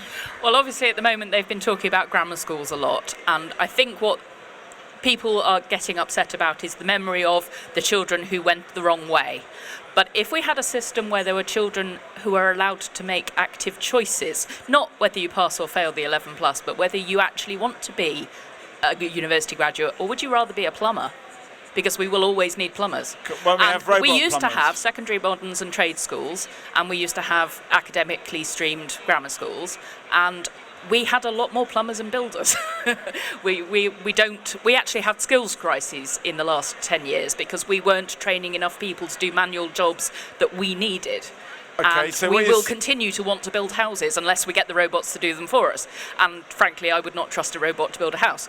Okay, all right. So I think we need to look at not dividing by an 11 plus, but dividing by more choice. So that yes, you're learning because you want to learn, but you want to learn to become a particular thing. So you learn towards that goal rather than towards passing the exam in it. Okay. I do believe that you do need, well, not necessarily need, but it's good to have a basic knowledge of English, maths, and everything. And like basic beginning of secondary school is very good for that, and it's not exam based. And I think that's why they're also, I don't know, I've heard a lot more about apprenticeships these days, which is kind of offered as the alternate route to going through school, doing exams. And I think that is actually the way forward, to bring up the roles of apprentices Yeah. to enter people into trades. Yeah. Yeah, into trade and not have to go to university. What would you like to do? Me? Yeah. Would you like well, to become no, an I want to go apprentice? to university. Yeah. So, yeah. Anyone want to be an apprentice around the table? You? Well, I mean, I think the main problem with choice sort of based vocation is if you've got someone who's dumb as a brick who wants to become a physicist, Yeah. like, I mean, yes, if they've got proper motivation, that can happen, but it's almost definitely not going to. Like, it's possible, but it's not worth all the extra resources that would be spent turning someone with a single-digit IQ into someone with 4. Yeah. Okay. That's an exaggeration. Somebody but still. who's dumb as a brick that wants to become a physicist. Yep. I think the issue there is that people succeed when they're interested in things, and success comes from interest, and if you're not interested in something, you won't succeed. But being Right. interested will not mean that you will succeed, and currently the education system has so many flaws, especially in that, for example, in university, when they have admissions, you choose people from worse schools who did better over people from better schools. Yeah. But some people people I know have gone to worse schools and then got tutors. Right. And that doesn't mean there's any kind of level playing field at all. But I mean, in order to stop that, everyone would have to stop at the same time, and humanity isn't going to do that because it's not in humanity's nature. so what about this question about interest, following your interest? How could universities better cater to that, or schools better cater to this idea that you go along what you're interested in? Would that mean that everybody studies film or football or something like that? Exams don't concentrate on catering to interest at all. They just don't. You can't judge whether someone is going to be people need to judge stuff on whether you have the enthusiasm Okay, and so the it's passion about the subject. enthusiasm and passion about a subject. Okay. But the ability shouldn't be the main thing. It should be a side thing. The fact that you want to study the subject is why you're there. You're not there to say, I can do really well at stuff. You're there to say, I'm really interested in this. Is it about enthusiasm and ability? Enthusiasm and passion, or is it about ability? Is enthusiasm and passion a kind of ability? How should we be designing our education system? A lot of people around the table are saying it's not really working right now, and they've got different suggestions, but I feel like the suggestions are all going in different directions. Marco, you had something to say for a while. Yeah, in terms of education, certainly you've got to move away from just teaching children facts that then they can regurgitate at exams. That's just not going to work, because you can teach computers facts and then they're far better at taking them on board than we are and updating them. Should it be about getting programming a computer to do your exam for you? And that could be the exam. Yeah. IBM have developed their computer, Watson, and they're using it now in the field of medicine. So they're using it to help consultants in terms of analysing scans in terms of cancers. So now the Watson computer has taken on board a huge database of scans, so it can now recognise and highlight potential cancers far better than any radiologist can. So you give your scans to the computer. Yeah. It will give you an assessment of what the cancer is, if there's a cancer there, and then it will give you 3 types of courses of treatment that you can give. Then you give that to a consultant. The consultant makes the decision then in terms of which course of treatment to pursue. From the point of view of education, what does this mean for our education? Thing like a computer like Watson, you can plug in the latest medication for a radiologist or a consultant, for them to keep up with all the latest medications. As soon as they come out of college, then their knowledge starts to deteriorate, whereas a computer can be kept up to date all the time. So you can't compete on just a knowledge base. Okay, so you have to teach children nowadays creativity, flexibility, adaptability. Their jobs are going to be changing more and more. They're going to be changing career more. And also, unfortunately, we'll have to accept there won't be jobs for all, and there will be some children who will not have a future in work. Okay, so creativity, flexibility, adaptability, is that what we should be teaching? How do we teach that? How do we test that as well? Come and have a seat on the table of chat if you've got some ideas about this. How are we actually going to can we teach creativity? Can creativity be taught? That's what you're wanting. It can, you say? Yep. I would like to say something that you were saying earlier. You were talking about that we need exams final thought. to express people's ability of learning, but that goes back to the point about not learning for exams. Because in school, you don't learn how to work a 40, 50-hour week. You don't learn. That's something that when young people have to do that, they have a huge shock, and it's something they learn in their first job, not at school, or how to do their tax returns, or things like that you need for life. And I think tests should be focused on, if you want to get into somewhere, you should do a test for that specific thing. I don't see why throughout your education system you have to be constantly tested instead of trying to get the best education possible. So the test should actually come when you come to do the job. That should be the test. Let's get a final thought from these people, and then to you. Sorry. Yeah. I just think it would be lovely if everyone could be educated as they wanted, but the reality is you can only take 5 or 6 subjects. You all have to fit into the classroom, because you can't have 2 people in that classroom, 3 in that one, 5 in that one. They have to be classrooms of large numbers, because you cannot physically fit that many children in that many schools. So everyone in the end has to learn the same thing. Okay, final thought? Yeah, I think the education system is it's always chasing its own tail, because it's trying to predict the future, but the future is unpredictable. Okay. Therefore, when I was at school, I went to a grammar school back in the 70s. Was it in Kent? It was in Sussex. All right, yeah. And that's why we had them in Sussex. We weren't taught about computers because it was thought to be a fad. Yeah. And then 10 years later, computers took over the world. Okay, so that was kind of like the education system couldn't predict the future. I'm going to come to you in a second, but you've been wanting to say something for ages. Yeah, I just wanted to go back to the point about creativity. Can it be taught? Yeah. I don't think that it can be taught because human brains are either being creative or being an analyst, being technology-oriented scientists. So we are all from the very beginning built in that way. From family, for example, if my family is everyone is a scientist, yes, you can be something else, you can be a singer, but it could be a bit harder because of the environment that you're in. So it's not only educational system, it's also the environment that you are surrounded. So maybe creativity can't be taught. You've come and sat down, so I'll come to you in a second, Jackie, but unless you... I would semi-agree that creativity can't be taught, but I do think everyone starts with a base level of creativity, and from that it can be nurtured. So people actually have a base level that could be nurtured? Everyone is to some extent creative. It's not something we could taught completely, but it can be enhanced, I would say. Okay, creativity maybe can't be taught, but can be enhanced. Can we get involved in this? We're talking about education 2.0. How do we rejig the education system? Well, sit and listen. Come on, sit down. You can sit down and listen. Rest your pegs. Jackie, what are you going to say? So going back to computers, oddly enough, talking about people learning what they want to learn and in a way that they want to learn it.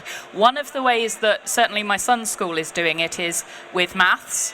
Here is a computer-based, I think it's a website, I don't honestly know, I don't look into it often. Do these exercises on it. If you want to do further, go further. And he teaches himself, but he's also learning in the lesson. And the homework is basically to go as far with those modules online as he wants to. He and I have both been learning languages with Duolingo, and you can have competitiveness in that. You can take it at your own pace. You can compete. So you can use the technology to back that up. And if everybody in the class is learning French, but somebody wants to learn Portuguese, there is the technology there for that person to learn Portuguese. You just need to find them some backup. So the technology is there. You can adapt these things, and we can look at the way schools change, so that half the class are learning this module in mathletics and half the class have moved on to this one, and it's okay, because so long as the teacher knows who's where, everybody can carry on working at the speed they want to. The problem comes when we expect at this particular stage, whether it's key stage 2, 3 or 4 or whatever, that we want them all to have reached a certain mark, and we don't account for the fact that nobody is actually working at the same pace as their neighbour. And that's where we do need to change. Okay, we've got a couple of new faces at the table. This is Talkaoke, it's a freeform talk show. At the moment we're talking about, somebody said, was it you? I can't remember. Somebody said the education system that we've got is not fit for purpose, where we've got a world of automation, people losing jobs. How do we redesign it? We've had lots of different suggestions about how that happens. People have said flexibility, adaptability, creativity, allowing people to work at their own pace, go in their own direction. These are some of the thoughts and ideas that we've had so far. Any thoughts on this side? You two have just joined the table. Maybe we should just quickly get a round of names, actually, just so we know who everybody... What's your name? Amy. Amy. Mark. Mo. Lachlan. Billy. Greg. Jackie. Mandel. Marco. And I'm Mikey. And we've got Rick here on camera. So yeah, that's where we are right now. I mean, what are the barriers to making this happen? Is it just going to happen anyway? Yep. Well, with a task that's like, do these and then go as far as you want, there's always going to be some people, like in my class, almost all the people who are going to do what's required, then just piss off and play League of Legends or something. And if given the choice, they do it with every subject because they'd rather be playing a game than learning. And is there anything wrong with that? Well, they're clearly not going to get that good an education, and personally, that's good because, lowers the grade boundaries. Okay, so it makes things easier for you. Okay, fair enough, yeah. Mo? I think, although that could be sort of vaguely true, although I'm not going to suggest, I have no idea of how to fix any of these issues, but I think the education system is inherently flawed currently in the levels of stress and unhappiness that are caused in children. Right. When my sister went from primary school to senior school, she just started coming home and saying that she hated school, she didn't want to get up in the morning, and she didn't want to be there. And I think that kind of energy, I'm currently working with children for my gap year before university, and are they stressed out? No. The energy, they're young children, the energy and enthusiasm and excitement in young children, you're in a classroom, they'll say, we're going to learn about this now, and they'll all go, yay! Yeah. That's something that we need to put into other education, right, and I don't know how to do it, but that's what needs to happen, in my opinion. So what goes wrong with the older kids? Why do they not go, when we say, right, we're going to learn about thermodynamics, everyone doesn't go, yeah, thermodynamics! Well, in older sort of like, when you're older, it's entirely based on tests. Right. You get incredibly high stress levels so because of the pressure. Yeah. The pressure is there. I mean, whilst obviously maybe if you took the pressure off, they might not do anything. But with sort of the Norwegian education systems, they have a lot less pressure, and their students succeed more. Okay. And I think that's something we need to learn from. Okay, you have something to say? Yeah, I was just going to say that I don't think the problem, I agree that the educational system isn't entirely fit for purpose, but the problem also is that society isn't fit for purpose. Yeah. So if you have an educational system which is feeding people into a broken society, which is what we have, where the majority of people who have got degree-level education are doing jobs which are well below that, give them no intellectual challenge, you've got a system whereby a relatively limited number of people scoop up all the gains and the vast majority of people get nothing much out of it. That doesn't provide the incentive for people to think, well, hey, yeah, let's learn about this. It provides an incentive to, oh, well, I'm going to end up on the dole anyway, or I'm going to be working in Tesco's. Why should I bother? I ain't going to need to know any of this stuff if I'm working in Tesco's. Okay, so is it the education system that's fit for purpose, or is society not fit for purpose?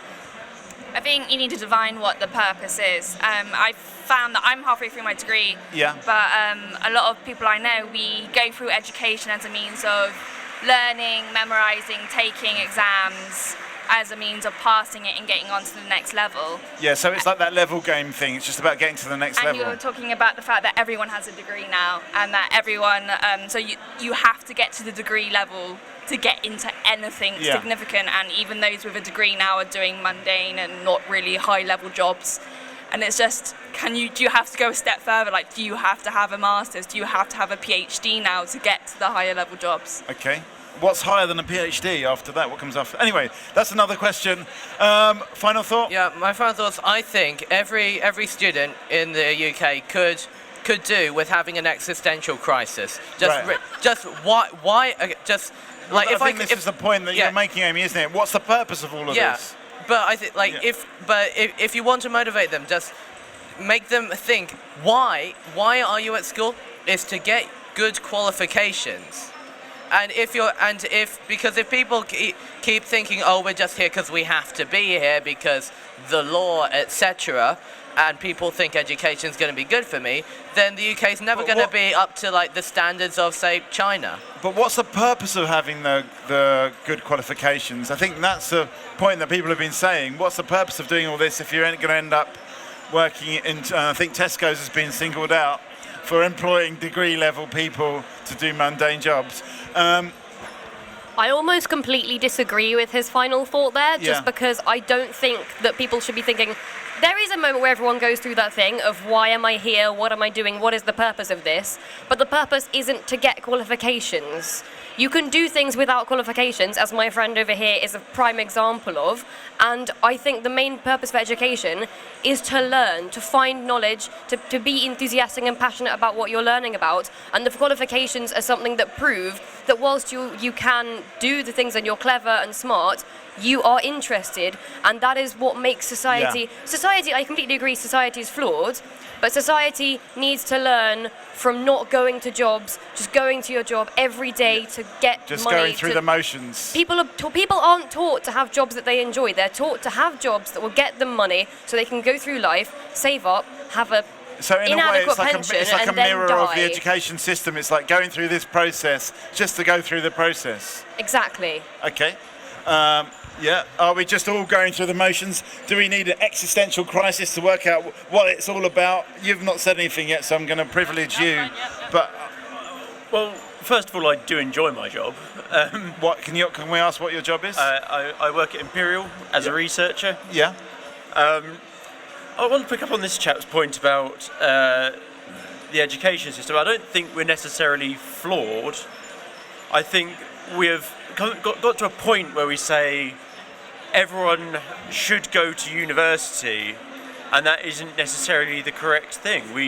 And actually, I find it quite patronising in the first place. Come join our club, come to a university for a few years, and you can be part of the club. I think that's rubbish. We need to sort of teach people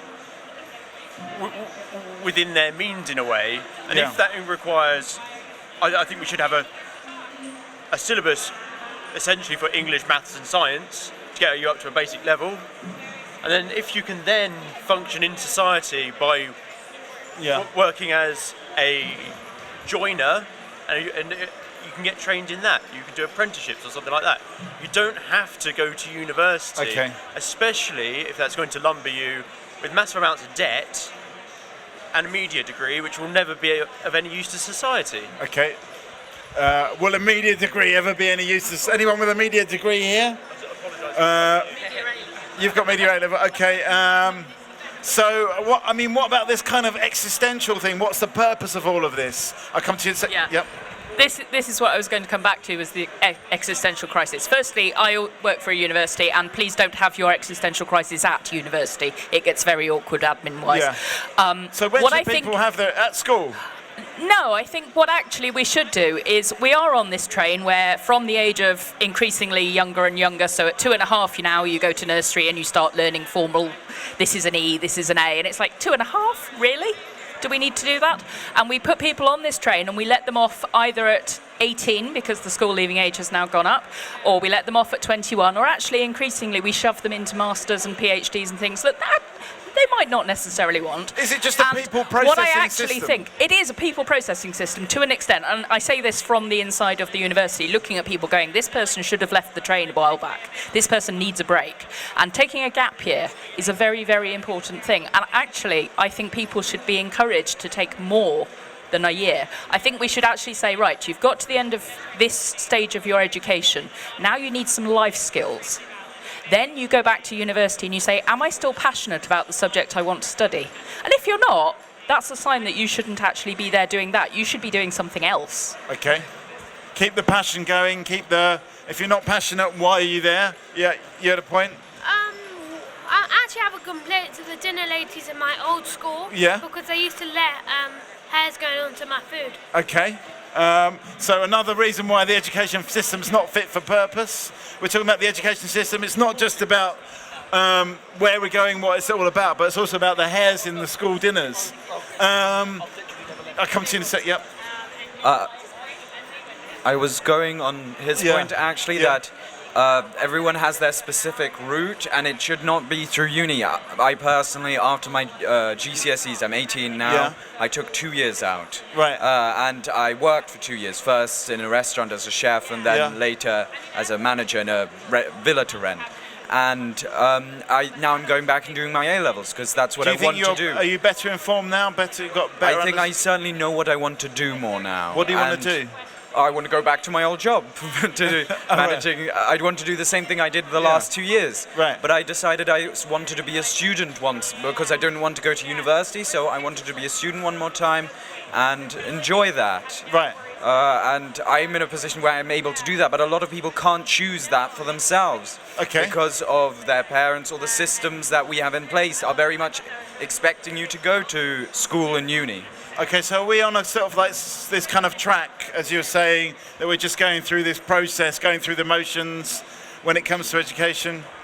I completely agree with this. It's very much set out for people quite often. Like, I had to really fight against my parents and everyone being sort of, there was this massive stigma of, oh, you're taking a gap year, you clearly just aren't ready for university because you're less good than other people. Right. And I had to fight against that and say, actually, it's because I don't know what I want to do and there's nothing wrong with that. Amongst all my friends who are sort of, I'm going to go here, I'm going to do that, then I'm going to become this, and I'm going to go and I have everything sorted. You think they're in a bit of a rush, maybe? I think I think the rush is caused by society, and I think the fact that university is so forced. Like, I'm going to university partly because I want to, but I would never have considered anything otherwise. Yeah. Because I just would have been too scared of the repercussions from my friends, family, teachers. So society's pushing you on this track to go through this system. Exactly. Primary school, junior school. And now, currently, I'm in the position, I'm currently applying, and my thoughts at the moment are, what on earth am I passionate enough about to be in this ridiculous amount of debt for? Okay, and is there anything you've come up with so far? Probably history. Okay. Is history worth 60 grand worth of debt? That's the question on the table. Is it worth it? Is it worth the 60 grand? We're just going to get some points, and then we're actually going to do is swap over and get Rowan in the middle, because talking about going on the track, I'm probably wasted now after hearing so many points. Yes, it is worth, because it can help you going on through your life. It can help you carry on. Yeah. It can help you do you need to rush to go to university from school? Should you take some time out just to work out who you are, what you want to do? I don't really know, but I can skip that to another person. What's that? You can just skip to another person. Okay, yeah. Your choice. If you want to rush and go to university, it's just your choice where you want to But go. are we being pressured by society to do that rather than chill out and take some time out? Society, probably. You think it's down to society? Okay, yeah. I think you're pressured as early on in school to go carry on your education, and the debt, that is another thing. Like, everyone's going to go out with debt with 60 grand, but at the end of the day, it's another thing that you don't pay it back, and you won't pay it all back unless you're earning sky high. But another thing is that by going to university, I've learned independence, life skills, everything that I would not have learned if I stayed at home. And especially if I wasn't pressured into going to university, I would have probably just stayed at home and worked. So you've learned a lot. Yeah, I would. Has it been worth the 60 grand? Yeah, because I know that in the end of the day, you're going to have debt when you're older, and that kind of debt, I've been taught that you won't pay it back until you're earning over 21 grand, and even then, it gets cleared when you're 50, so... Yeah, so you might not ever pay it back, especially the way things are going around this table. Final point then, we're going to have a switch around. Actually, just kind of a question to you. Go where? Where is this process of university taking you? Like... Okay. Is it going, especially through a humanities subject where chances of employment afterwards are questionable in some ways? Well, I'm going to turn the mirror on you just quickly before I jump out. Yeah, sure. Where have you done a university course? Are you going to do I'm one? in a gap year. Okay. I'm probably going to go to university for the similar reasons that she was saying. I hadn't really thought of an alternative. I've thought my whole life, I'm going to go to university. So it's and I've sort of part of the... kind of questioning that in this past year when I've been faced with the prospect of applying to university. Okay. What's it all about? Have you got a final thought? You give us a final thought whilst me and Rowan change over. Can you grab the mic as well? Yeah. This is sounding way too much like my day job because I could rant about education for the next 10 minutes or 20 minutes or however long you let me hold this microphone for. But basically, yeah, I think I've kind of expressed to you all my views over the time that I was here. But for those of you who weren't here, we need to stop thinking like robots. We might lose our jobs to robots, but we need to stop making ourselves into robots first. Oh, really? Okay, I'll keep talking because, yeah. Just on a note, I was saying to the chap sitting here whose name I've forgotten, it's cheaper to go to university as a mature student because you don't go, oh my God, I'm 18, I'm living away from home, I can drink. Because you've done all that. So you can be the one sober doing the essays while everybody else is running around going, oh, my head. So you tend to get all the group work done if you're the sober, mature one. Great, thank you very much. So welcome to the second round of Talkaoke. I'm going to start by getting a round of everybody's names, because Mikey's learned you all. I have no idea who anybody is. So my name's Rowan, and you are? Greg. Greg? Billy. Billy? Mikey. Mikey. Mo. Mo. Oh, give us a final thought. You said quite a lot of stuff. It depends what you want to do in life. If you don't know what you want to do, I think university is a good way of carrying on and finding out what you love. And you should go to university if you know you love something. So I study science because I love science. Not necessarily now. I've done 2 years at university. I'm on a year out on placement. And I know that I don't want to go into a lab. I want to go into an office. And then I think it's just helped me give myself some time. And it's also going to give me a qualification at the end of it, which is going to help me. Even though we hate the fact that we're probably all robots and going into this process, in the end, the world isn't changing that quickly. So, thank you very much. Sorry, let me just recap on that. So we had Greg, Billy, Mikey, Mo, Andrew, Tarek, Alex, Mandel, and Maisie. Thank you, everybody. So, what have we been talking about? Does someone want to bring me up to speed? I eavesdropped a little bit at the end. It was something about education, how the school system is brilliant and amazing, or something. Something along those lines.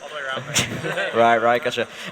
But what should we do now? I mean, we can carry on this conversation. We can ever sort of delve the depths of what the education system might be and what might be better, or why it's so bad, or we could mix things up a bit, talk about something else, pick about a tangent topic. You got an idea? Well, we could. I like the idea of, I mean, maybe the other people won't be interested in, but I like the idea of talking about creativity, because someone over there said creativity is not something that's taught, it's something that people have. And I really agree with that. I think people have creativity, and one of the things that schools do is try and minimise the effect of that creativity by getting them all to do the same thing at the same time.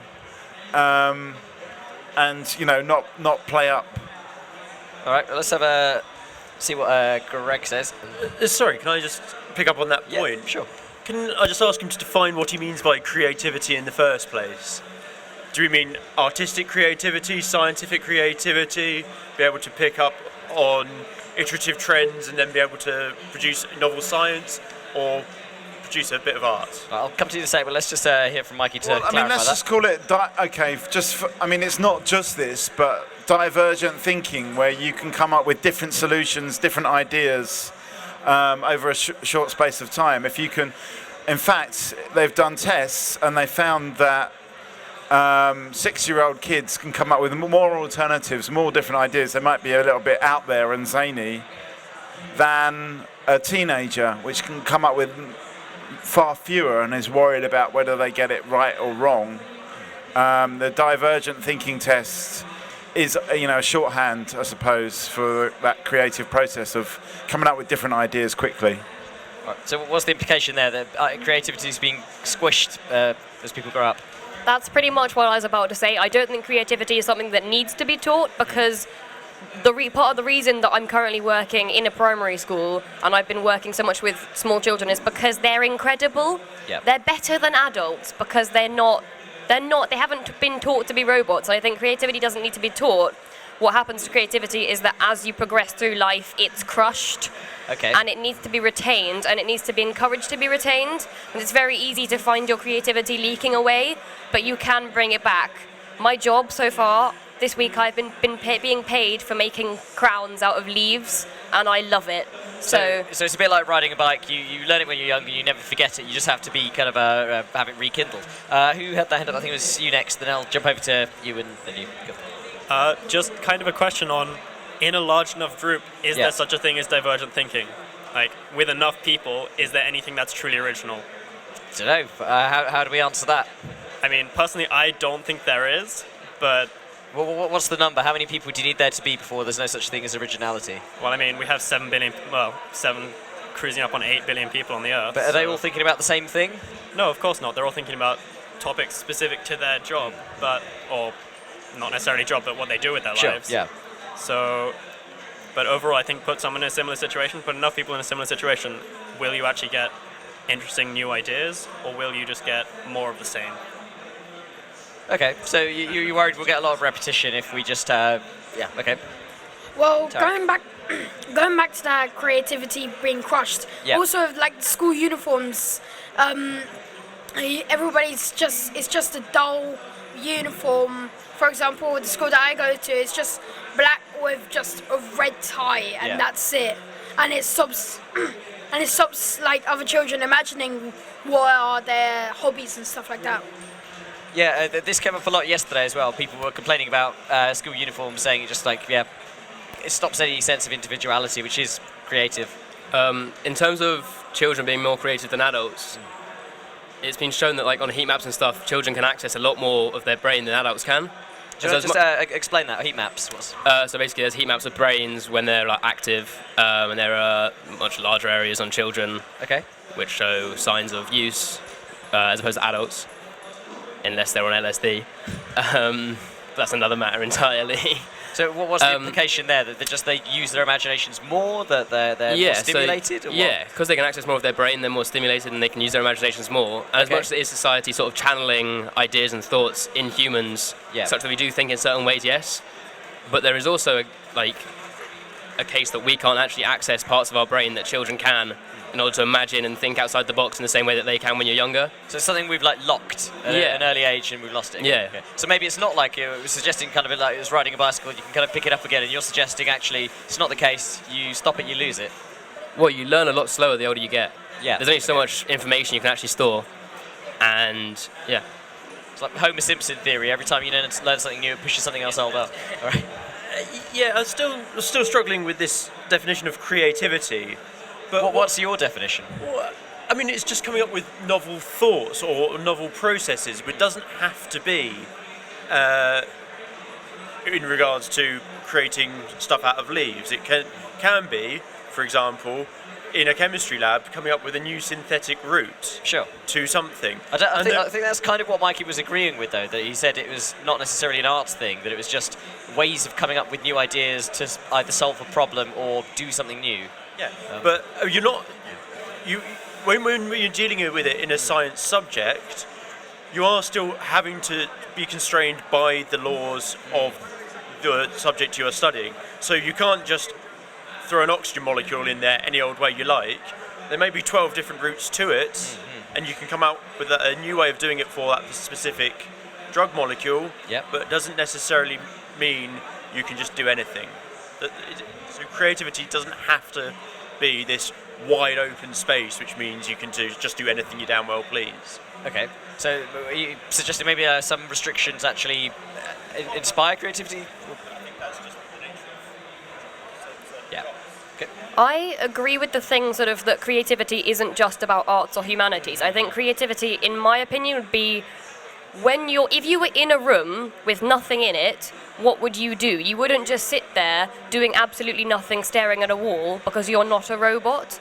The things that you do, what you do when you're alone, or what you do if you were in an empty room, it's the things that your brain makes. And I don't think it matters whether it's completely entirely original or not, because there are so many people in the world that the fact that you're able to create your own thoughts and ideas and do what you want is something that really amazes me, and I think that's part of what creativity would be to me. Okay, so the idea of repetition isn't such an issue. Any sort of comeback on that? Do you want to give us a final thought before you disappear? I'm sorry. I know you were saying about, is there any true creativity, does it exist in such a large group of people? I think yes, otherwise we'd never make another breakthrough. And Mo, are you leaving us as well? Do you want to give us a final thought?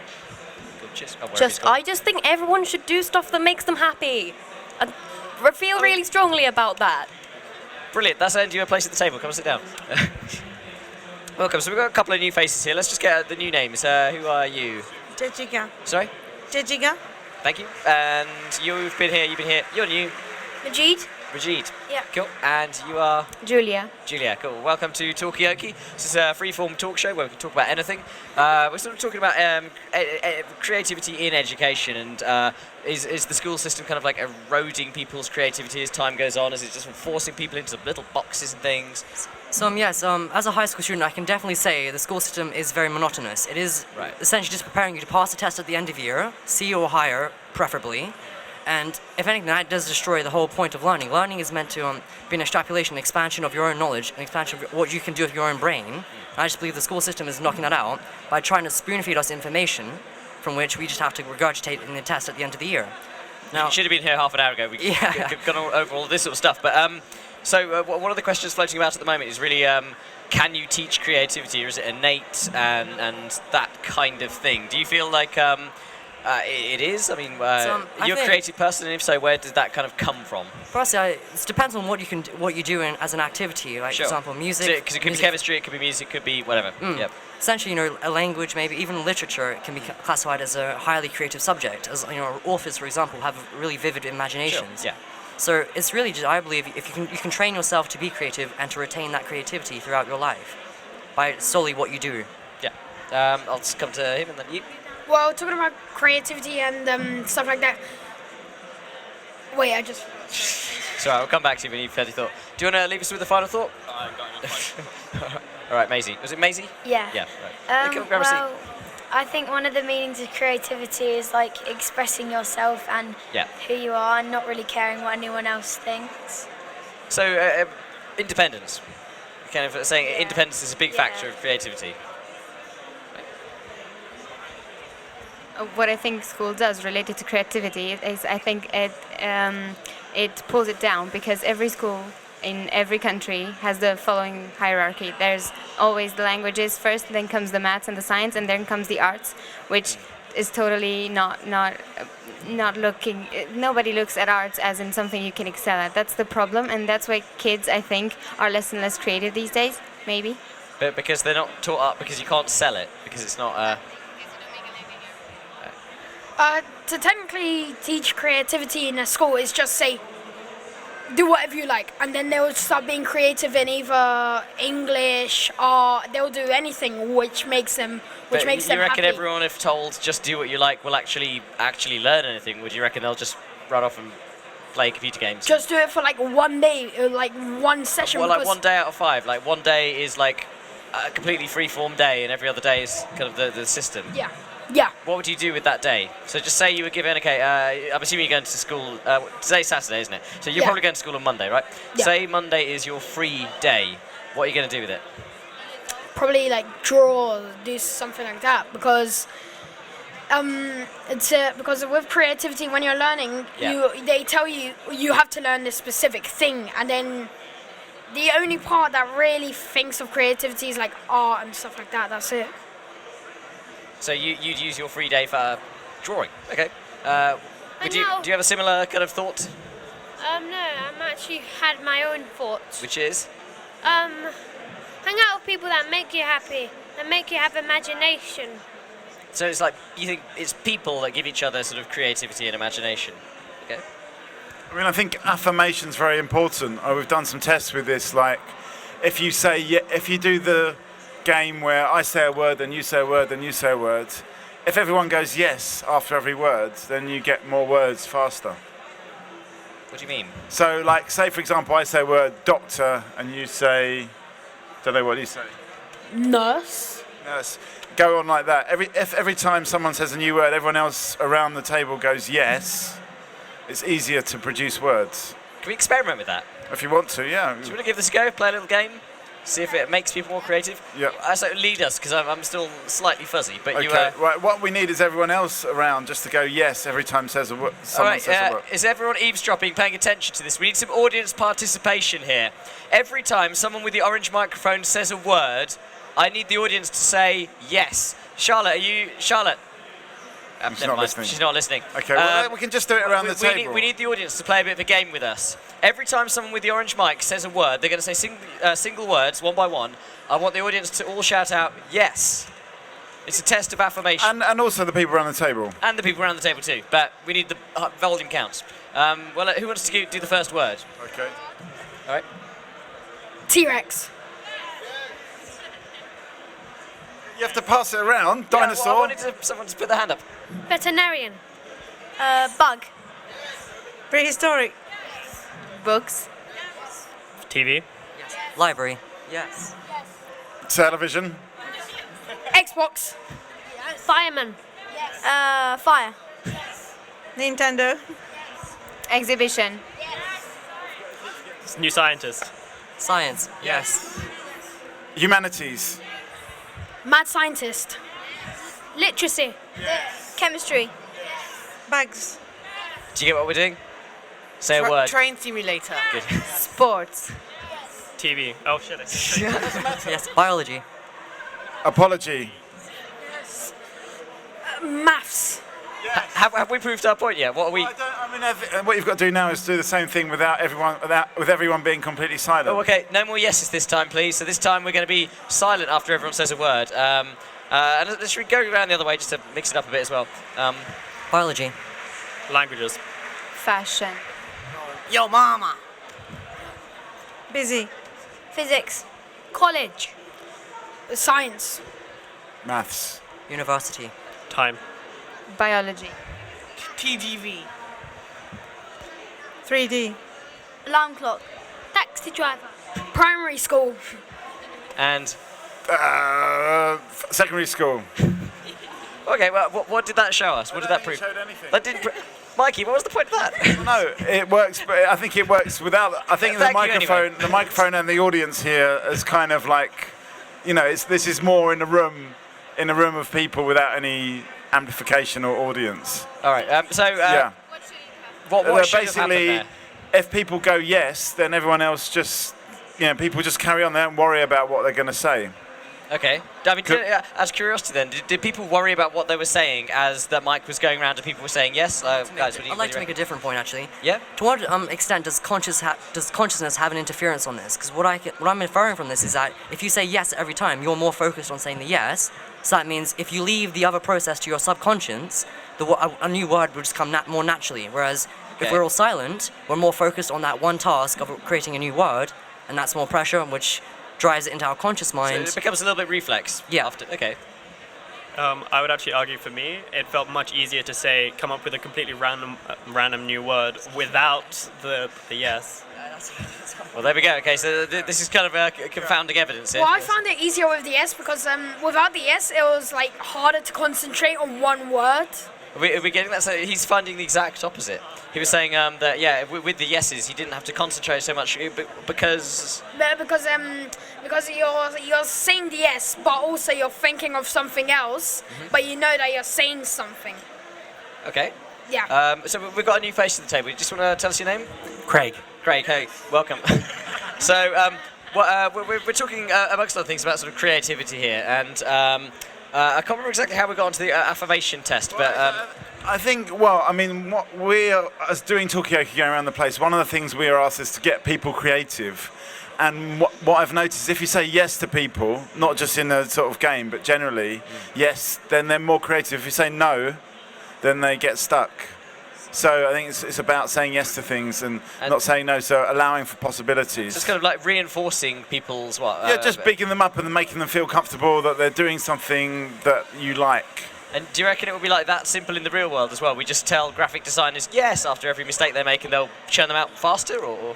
They'll probably channel out faster, but the question is whether or not they'll channel out better. Ah, okay. And then that's a whole different question in and of itself, like what is good art, and I don't need to go into that at the moment, but that's a very that's a rabbit hole of a subject. So I was actually going to bring up a question of since our version of the test, at least for me, proved that I found it much easier to be creative without the context of trying to reinforce everyone else's self-belief in their words. Would it be possible that you become more creative without reinforcement, positive or negative? If you're truly left to be by yourself, some kind of anarchist paradise in some ways. Wait, give us a final thought. Sorry, what was the last? Some kind of anarchist paradise in some ways where no one is actually affecting anyone else. Yeah. Give us a final thought before you disappear. I was wondering, doesn't this test of yes and no's, doesn't it make kids believe that they can only say it if society approves? I mean, if they always say yes. Interesting point. So, like, what if you had to say yes only if you liked the word that was being said, and would people say yes if their friends and their peers said yes? Exactly. So if we find it wrong to say the word when we're not approved, then that means we're too focused on what society thinks, maybe. Well, I mean, what do you think? I think it's like that. Well, would it explain anything in like popular culture and things? Well, where I come from, it's very popular that especially teenagers don't express their points of view because of society's opinions. So it's quite tough to get an opinion from a teenager, for example, because they aren't likely to tell it unless they're not going to be, taken into consideration anyways. Okay, thank you. The problem with expressing your opinion is you've got more to lose than you have to gain. So to gain, people go, yeah, that's a good opinion, but to lose, you could say something really embarrassing. And embarrassment is the worst currency for any teenager. So that's the issue. So actually, you've got much more to lose than to gain. Yeah. Do you guys get embarrassed easily? Oh, thank you. Mostly because I have autism. And yeah. Okay. Yep. I kind of get embarrassed from time to time. Like once we were doing an experiment with an iPad, and I touched the iPad and I got really embarrassed because I made something appear that wasn't what we needed to do. Yeah, but you made something appear on an iPad, and that was embarrassing. Was it the nature of the something that was embarrassing? All of the class. But I don't follow though. So you touched the iPad and something appeared on it. In front of the class. But what was so embarrassing about that? It's because all of the class was staring at me like. But what was what was it that made that embarrassing? That moment embarrassing? Oh right. Okay. So you were supposed to bring up a picture of something. The picture of something else came up, or something like that. And what does it feel like to be embarrassed in front of a class? I felt really sad, and I felt like I wouldn't have enough friends to. You felt you lost friends just from that. Oh, sorry. I get embarrassed. For example, this morning I went to my rugby training, and then I got tackled really easily, and I banged my head. So then it was like quite embarrassing that everybody was watching me just getting rugby tackled easily onto the floor. It's kind of the nature of the game, though, isn't it? Mikey. Yeah, but I think that I don't think you're being sensitive enough to people's embarrassment, because it's very hard for people. And I've been embarrassed 100 times, and you just think about it like years later. Do you know what I mean? Like, I can think of times when I was at school, embarrassed at school, and that was 20, 25 years ago. So give us an example. No, I'm not going to give you an example. It's too embarrassing. If you're escaping, can you give us a final thought? I haven't got any. You haven't got any final thoughts? Have you got any final thoughts? No, but thank you for letting me sit here with you guys. Oh, thank you for joining us. It's a pleasure. All right. Where should we go? Should we develop this thing about embarrassment? I'm kind of curious to know, like, come and sit down. Why is it people feel embarrassed? Are you feeling embarrassed? Is that why you don't want to come and sit down? Come and sit. So emotions. I'm guessing this falls under the field of emotions. All it is a series of chemical interactions in the brain. Final thoughts. So if that's all you look at it, then it's really nothing big. So the reductionist approach. Okay. Can you give us a final thought? Well, nothing to say. Just want to enjoy browsing around. And do you have any final thoughts? Same. Okay. So welcome to Talkaoke. This is a freeform talk show, and we're currently talking about embarrassment. This came from a conversation about creativity, and Mikey made us play a little game or rather I made us play a game that Mikey suggested, which was something about affirmation and how if everyone encourages you, you kind of work quicker. or you might have more creative ideas quicker. Although we found there was some contradictory evidence when we played our game. Rick, I've just noticed you sat down at the table as well. Have you got something to add on the topic of embarrassment? I'm a goalkeeper, football goalkeeper, and in a way you get embarrassed at certain situations. It just happens, it's the nature of the game. And in a way, it's almost my job to not get embarrassed, to stop getting embarrassed, and to improve and just improve to the point where I don't want to get embarrassed, so I make sure I improve my game basically on that basis. Okay, so embarrassment is kind of an incentive to perform. But also, I mean, that's the reason why there's not many goalkeepers, because it is an inherently embarrassing vocation. Right. Because people are going to beat you, and you're going to be responsible for that ball going in, and you can't always control it in the way that looks masterly. Even the top goalkeepers sometimes make mistakes, and you're judged more on the mistakes than how good you are. So it is an inherently embarrassing task. Should we replace them with robots? Would they be better? Sorry, you had your hand up a second ago? Just addressing the reductionist approach. Yeah. Yes, okay, everything we do may just be simply chemical processes, but at the same time we are experiencing embarrassment or fear or social isolation, whatever. Those still affect us, and we are still affected by that. So does it really reduce the importance of our feelings in some ways? All right, so welcome to the table. We're just talking about embarrassment, amongst other things. And you were saying that embarrassment is just a chemical reaction. You're saying it's actually something more human, more personal, more, yeah. Well, it does work two ways, in that you have a chemical reaction and that you are experiencing it in reality. So it's really, it depends on who you are. Some people can just shake it off. Some people can be really badly affected by it. So it's really just how you approach it, but either way, it is a two-way thing. Is anyone going to regale us with some tales of embarrassment that might kind of kickstart a conversation a little bit deeper? Anyone got something embarrassing to share? I did, yeah. Oh, good. There we go. Well, when I was a kid, I think I was around 8 or 9 years old. So I lived on the second floor, and in my house there was a garden, so people can look in my room through the window. So when I was just about to take a shower, I see a huge mosquito somewhere, and as I had an open bathroom, I want to kill it before I take a shower. Like, well, what if a mosquito comes in, and when I'm all wet, it's gonna be weird. So I was chasing after a mosquito, and it was at the window. So I was trying to slap it off, but at that same point, there was a barbecue party in my place. So everyone saw me naked, completely naked. So that was extremely embarrassing. Did you ever live it down? Did this become a story for your neighbours for years afterwards? What about yourself? Yeah, I've heard that story. What's your name, by the way? Edward. Edward. And what's your name? Blondine. And would you like to give us an embarrassing story, Blondine? I can't think of one right now, but I'm sure I will at some point, maybe. Okay. It's funny because some people just say like being put on the spot with a microphone is embarrassing enough, but I remember when I was 7 on a bouncy castle and I did a big bounce and ripped my trousers in half. Yeah. And that was quite embarrassing at the time. But is that one you got over?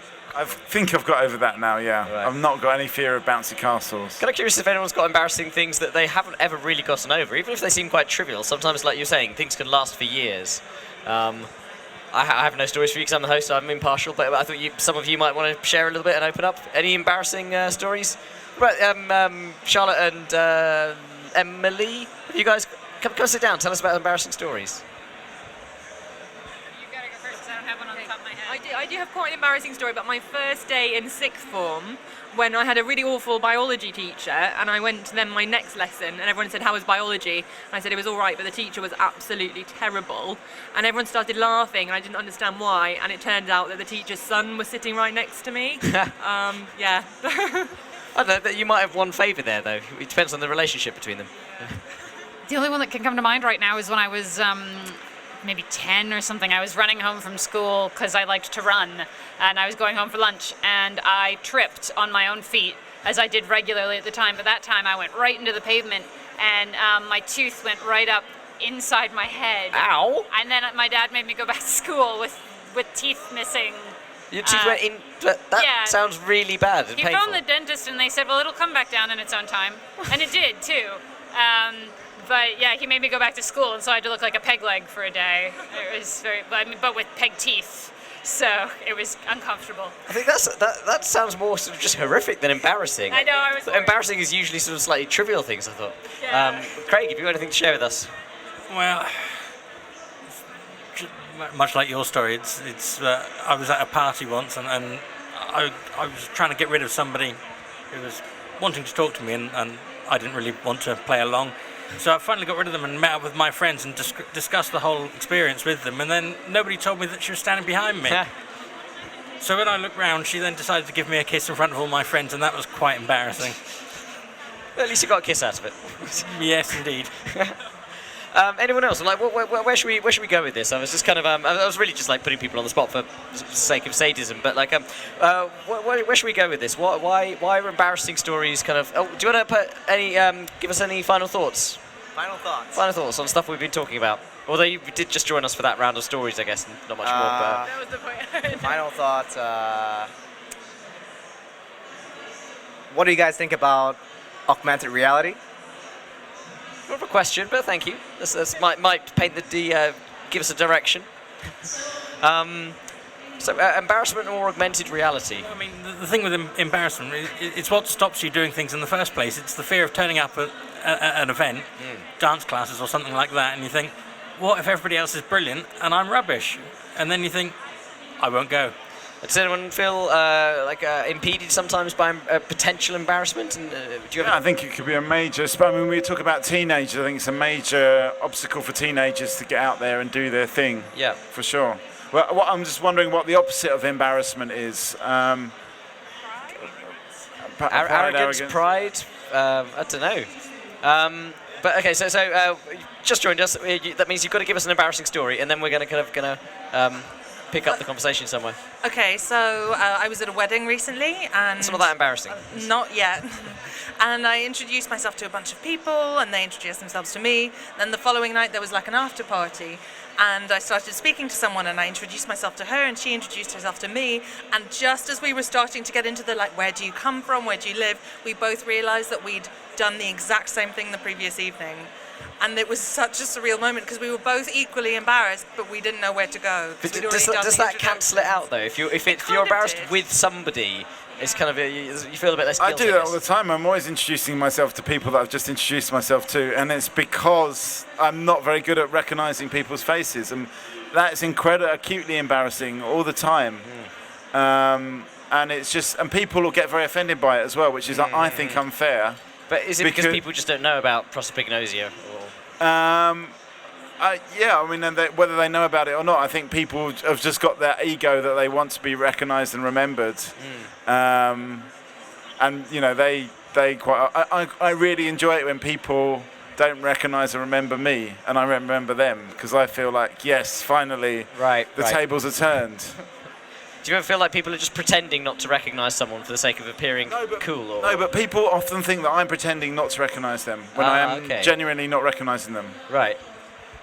This kind of thing happened to anyone else? Where you kind of you meet so many people, you forget somebody, and they think you'll sort of take it personally? I was at a meeting once with a client, and I hadn't realised that I'd ever met them before, so I introduced myself, and they sort of looked at me and said, "Yes, I know, we met 6 weeks ago."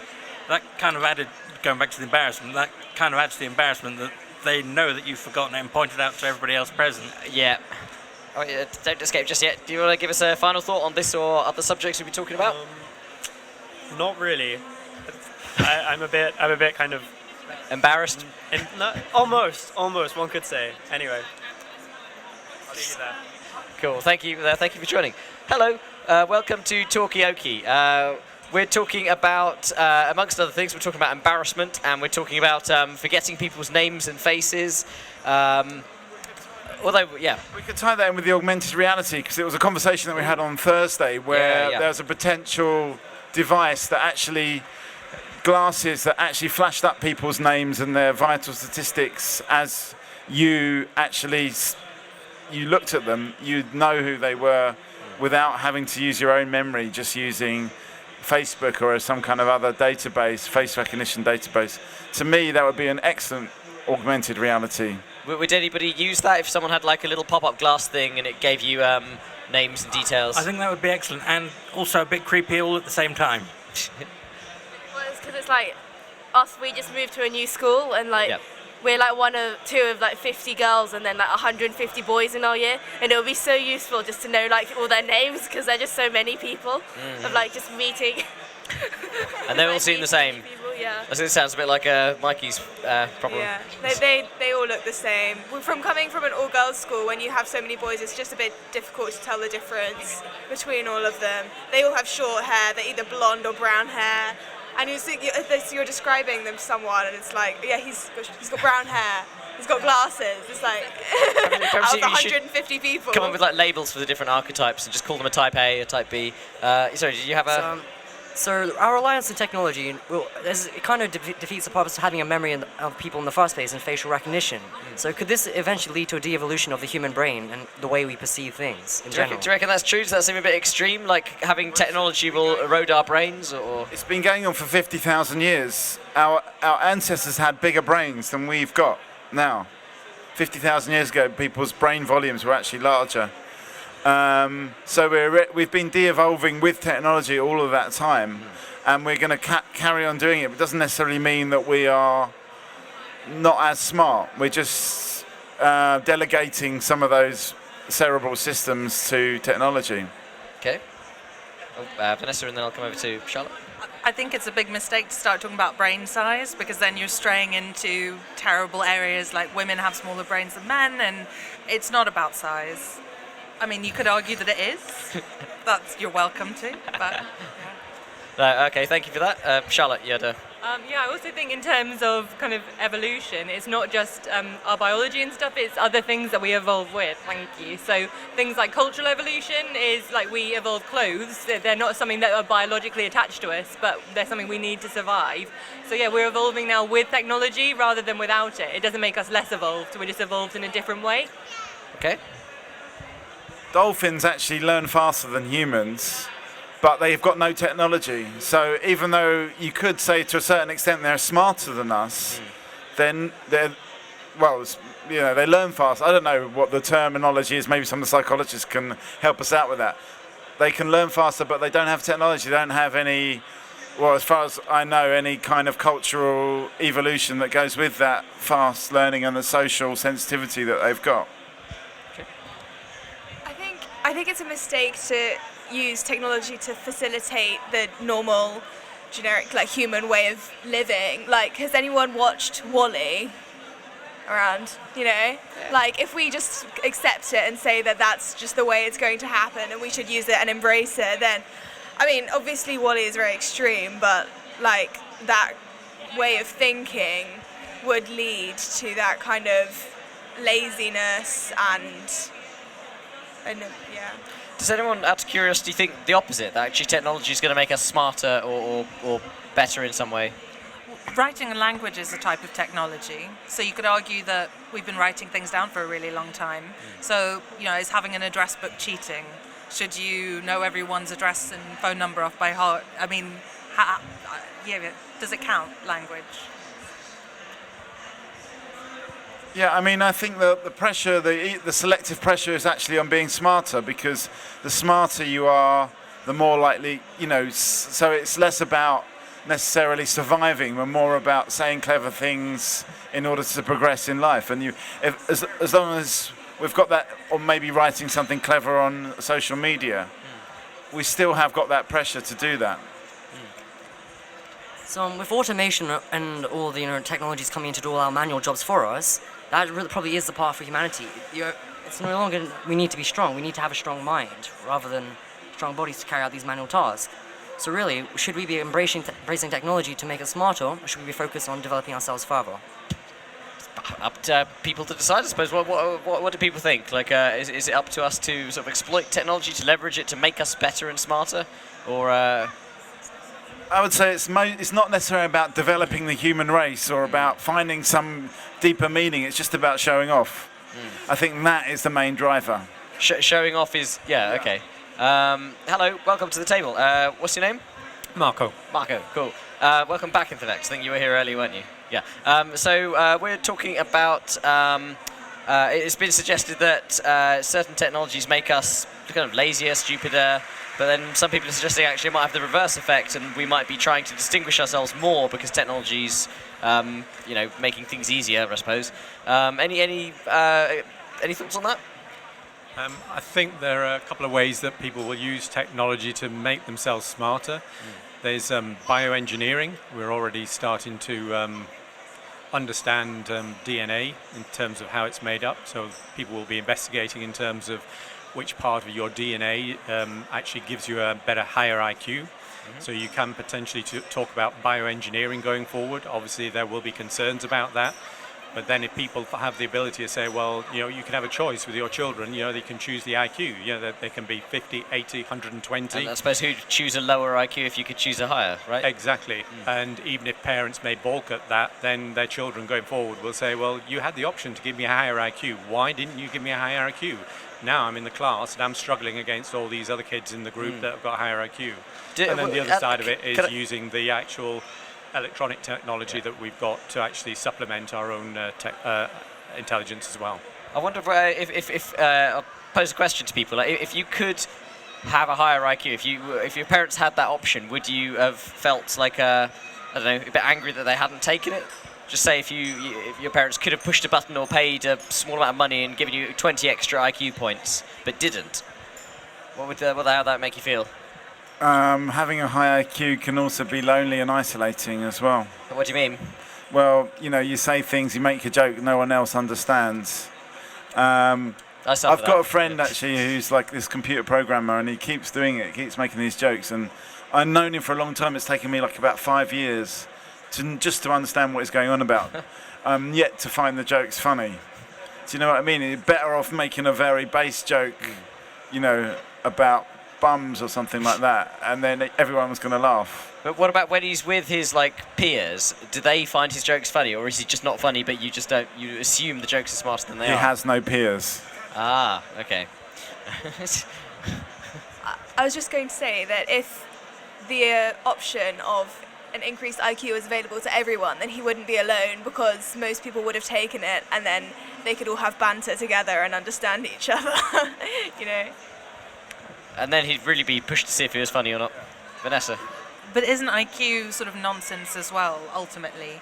In that there are so many ways that you can think about intelligence, and so many different types of personality and intelligence, and if you kind of reduce it down to IQ, that doesn't work. And also if you artificially raise one factor, then you're taking away something else. So if you know a bit about it, tell us just sort of what is IQ and why is it not you were saying it's sort of not a good metric for intelligence. It's a metric for intelligence. Now, I don't know huge amounts about it, but it's just a test that someone invented and thought about. But it's not the be-all, end-all. But maybe someone else knows more. Okay. I'll go to you and then Mikey. I was just going to say that if you say we completely accept technology and we all become genetically engineered to have higher IQs, and we all have these goggles that tell us who everyone is, I mean, like you say, there are different types of intelligence, so we would become smarter in some senses, in the number sense on a piece of paper, but in reality, our cognitive ability, to recognize faces and stuff, that would remarkably go down, and we would become less adapted for that function. And, what are the disadvantages and advantages of that? Okay, so you're saying that there's sort of different kinds of intelligence or different manifestations of intelligence, and technology might help some but diminish others. I'll come to Marco in a sec. I've actually read a book on this very question of intelligence, and IQ is supposed to be a generalized intelligence. There's 7 different identified types of intelligence. I'm not going to tell you what they are because I've forgotten. Is one of them memory? I need my memory augmentation right now. But the idea of IQ is that it kind of is this concept which is not everyone in psychology agrees with, that there's a generalized intelligence which is about problem solving and about novel environments or novel factors actually dealing with new things, and that's what IQ tests, which is this concept of general intelligence. But it is controversial. Some people don't really believe it, and some people believe that it's all about the ability to pass exams and not the ability to actually solve real-life problems. Okay, Marco? In terms of increasing your IQ and reducing something else, it may not necessarily be that you reduce something else. You can potentially enhance across the board. And IQ, isn't just the one thing you want. There is also being smart as opposed to just being intelligent. And then there's also having common sense, which is important because people with a higher IQ don't automatically necessarily have a common sense. But you can potentially enhance across the board. Also potentially having leadership skills. You can find out about those going forward, potentially in terms of where you can enhance DNA-wise. So there's a huge potential for research and development in this area, and it'll be interesting how people take it going forward. There will be societies that balk against it and say, no, we don't want to go down that road. But then you can imagine in North Korea, what would they do there? If it's a dictatorship and they dictate that they want to enhance their population, then they could potentially do that across the board, and then how do other countries react to that? So you envisage almost like an arms race of intelligence. So there are different factors of intelligence, like you say, leadership skills, like social skills, whichever ones. And at the moment, there isn't even a way to genetically engineer IQ, like it doesn't exist yet. And say that they did manage to do that and manage to differentiate all the different skills, say social skills, leadership skills. I mean, if you're a parent, how would you choose which ones your child's, you would be like, I want her to be a politician and give her leadership skills. Right. Or on the other hand, would it even be a possibility to give everyone all the skills? And if that was the case, then how would that work in terms of having different, just different people? Like specialities. Specialities. Like everyone would be the same. We'd all be like clones of each other in terms of our brains. Okay, sounds less fun. Well, it reminds me a little bit of what happened in China when they had a one-child policy, that a lot more female fetuses got aborted, and there's an imbalance of men and women, which is still causing social problems in China.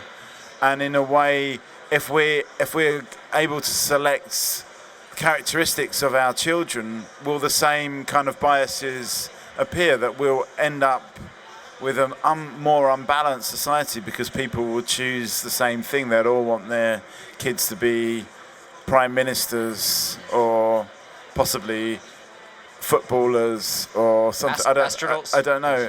I don't know what they would choose. Maybe they would all choose diverse things anyway, so it wouldn't matter. But maybe they would all choose the same thing.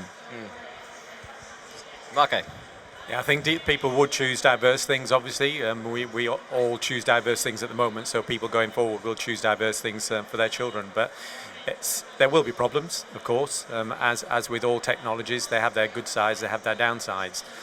So there will be strong benefits there, but then there will also be issues to be dealt with as well. If, continuing from what we're talking about, if it were to be that you could genetically engineer each particular trait and the parents would have to choose which one would be present in their kids, that wouldn't work, which would then lead to, if it was legal, some kind of government involvement to try and control this genetic engineering population, make sure there's still differentiation in all of the population, which would then lead to the government telling people how they should be. Yeah, okay. Which no one would like. Except for the government themselves, I suppose. Yeah. Okay. So sorry. Well, it sort of comes back to this idea that North Korea is going to make their population really intelligent through genetic selection. But what would that? I mean, it's a bit of a thought experiment in a way. North Korea has been singled out, but would that actually be a bad thing if all the population of North Korea was really, really super intelligent because they've done some kind of weird? I mean, would they still support the regime? I was going to say, wouldn't they? They might revolt. Would it turn North Korea into some kind of weird laboratory of future science? I don't know. I mean, lots of things like that. It's just I've never thought of the idea of a country like North Korea suddenly making all their population hyper intelligent, but it could have unexpected outcomes. Okay, and I'll come to you afterwards. Yep. I don't think that people would revolt because, again, intelligence is such a limited scope. People are not necessarily learning to have confidence in themselves or understand the way that they can have an impact on society. So it's just one dimension. Okay. Fair point. Yeah, more or less the same thing. It doesn't matter if everybody's super intelligent if there's nobody there to teach them in the first place how to use that intelligence. Right, okay. So you don't think intelligence would allow people to sort of autonomously So back to the past 2 points. In a way, intelligence does kind of rely on your experiences and the way you were brought up. So back to the point about North Korea, would they revolt? I wouldn't think so, because they're brought up in a regime. They're taught to worship the leader, and therefore they would probably use that intelligence to the benefit of that regime. Okay. And yeah, Nick as well. I was just going to say that if this is all in relation to gene editing, assuming that we could increase our IQ, but there are, in terms of adaptations, you have genetic like functions, and then you have environmental adaptations, which is when like I think the majority of your IQ comes from the environment that you've been in. It's not actually to do with your genetics. So it's a big part nurture and a small part nature. Yeah, so even if you could do it, depending on where you are and what you've been exposed to as a child, like, it won't make a difference. Your IQ will still be about the same as it would usually be, with the added genetic engineering part that you put on top. Okay. But then if that's become standard for everyone, then it would just be the same. There should still be differentiation in that way. Do you think it would become standard? I mean, would it be a case of have and have not? I mean, yeah. Well, IQ is like an average anyway, with 100 being the average. So there's no possibility of the average going up above 100, because it's kind of tautological. So it might be that average is better, but it won't be represented through the IQ tests, which is always an average of the whole population. Would they have like a different test or some kind of... Yeah, I do wonder if the whole population is getting cleverer, less clever, and is there a way to test it?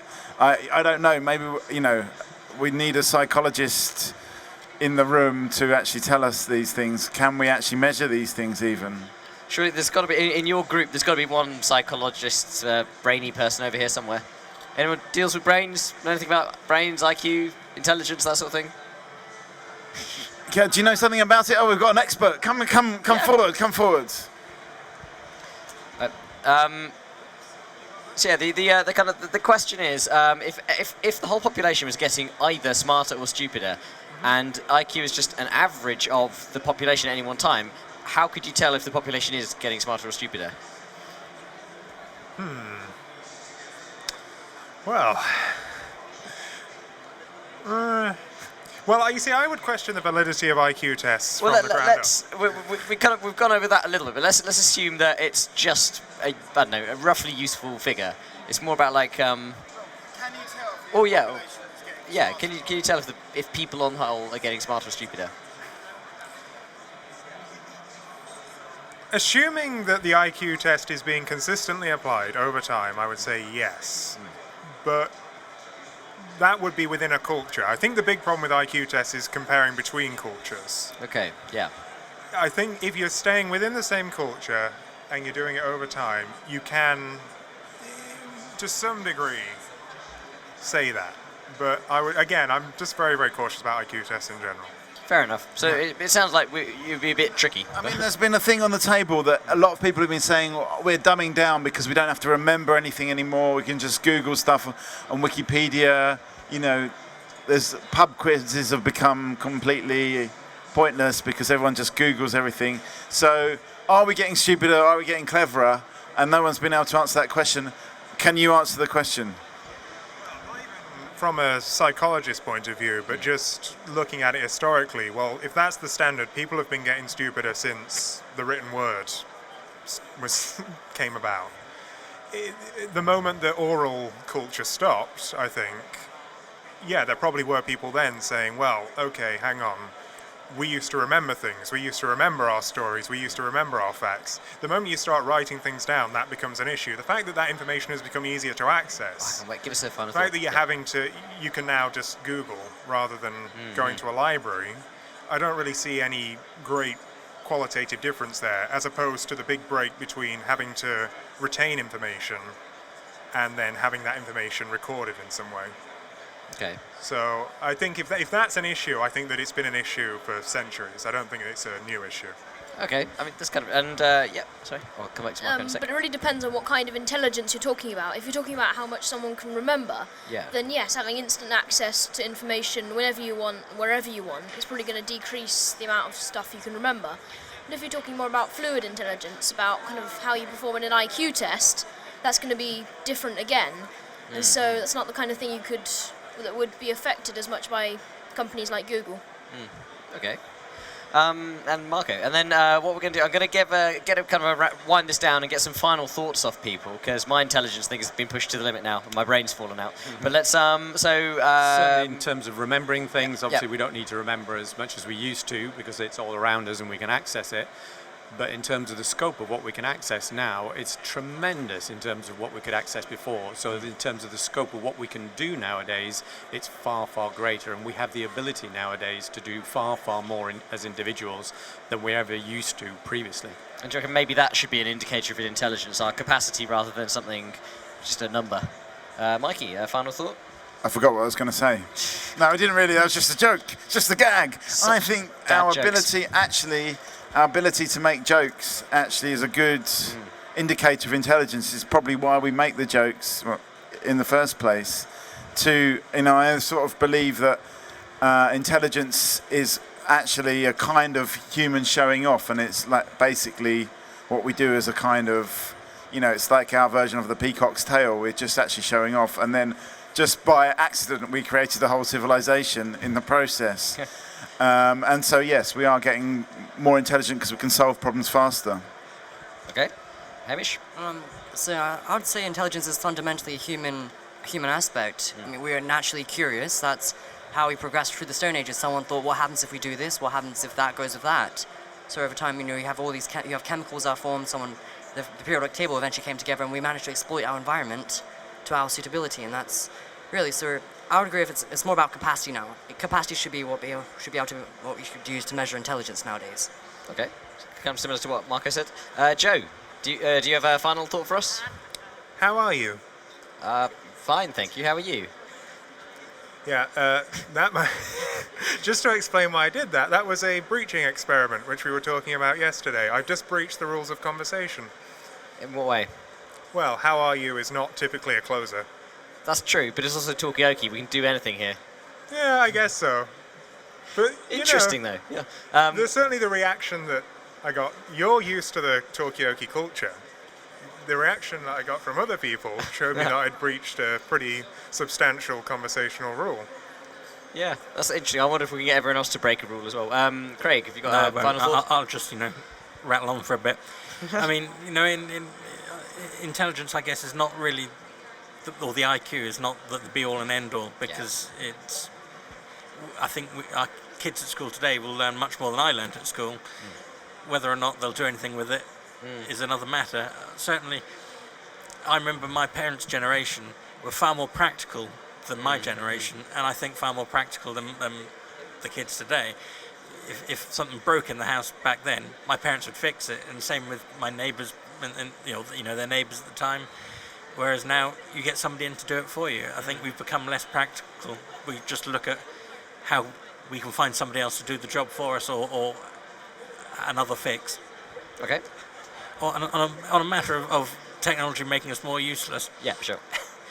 I think using a sat-nav in the car, I remember years ago I didn't have a sat-nav. I used to know where I was going to. I'd look on a map and get to work out directions, so I'd follow road signs. Come to London, you sort of Basingstoke, Reading, whatever. Whereas now I'm driving along with the sat-nav and I have no idea where I am. I'm just following where it tells me to go. I no longer I have to sort of stop and think what the hell it is I'm doing, rather than actually knowing where I am anymore. Yeah, I can relate to that. Do you have a final thought? I think that we should try to be the best that we can in terms of the intelligence that we have already. And we should send our kids to the best school that we can get them to. We should create an environment where they can thrive and reach their maximum potential, and thus their IQ will increase, and their kids will be more intelligent in that way. And in terms of technology, I think it's a good thing. We should continue to use it, pursue it, but I think we should use the intelligence that we all know we have to consider the potential disadvantages, which is exactly what we're doing. So, cool, thank you. Any final thoughts from you guys as well? I would say in recent years, as in the last few centuries, evolution hasn't really played a part in our kind of intellectual development, but rather it's the amount of education you get to and what you apply that education to. So previous generations would be more kind of vocationally intelligent, so they'd be able to fix the dripping tap and apply themselves in that way, whereas this generation does have intelligence, but are applying it in different directions, so via the internet, and sometimes in things that aren't deemed useful by society, such as gaming. Okay. Oh yeah, I can relate to that. Any final thoughts from this side of the table? Also, it was interesting. I've never heard the last few centuries being referred to as the last few years. I guess it's relative, I suppose. Maybe you're like 4,000 years old. We, as we move forward in time, we can achieve more and more because of what's been discovered before us. There's a lovely quote that Einstein made saying that he achieved what he did because he stood on the shoulders of giants, referring to what Newton had done before. And we see that every generation that goes beyond, we can keep on building on what everyone else has done before us. And nowadays, in the interconnected society, there is so much international collaboration going on. And here we see today in this New Scientist exhibition, all the things that the scientists are achieving through international groups and collaboration. It's absolutely tremendous, and it helps people to deliver and achieve more. So it's interesting. There's an implication there that also intelligence isn't actually a singular thing. It's kind of a shared thing. So maybe we can actually be safe in the knowledge that society is getting smarter as a whole because we're doing so much more. Anyway, thank you for all of your input. This has been Talkaoke. I'm Rowan, and we're going to be here again tomorrow from 10 a.m. So if you're around tomorrow, drop on by. Thank you very much. Oh, and shout out for Rick as well on camera, and the team of the conversational analysis team who are watching and listening to us, and probably telling us things about us we don't want to know.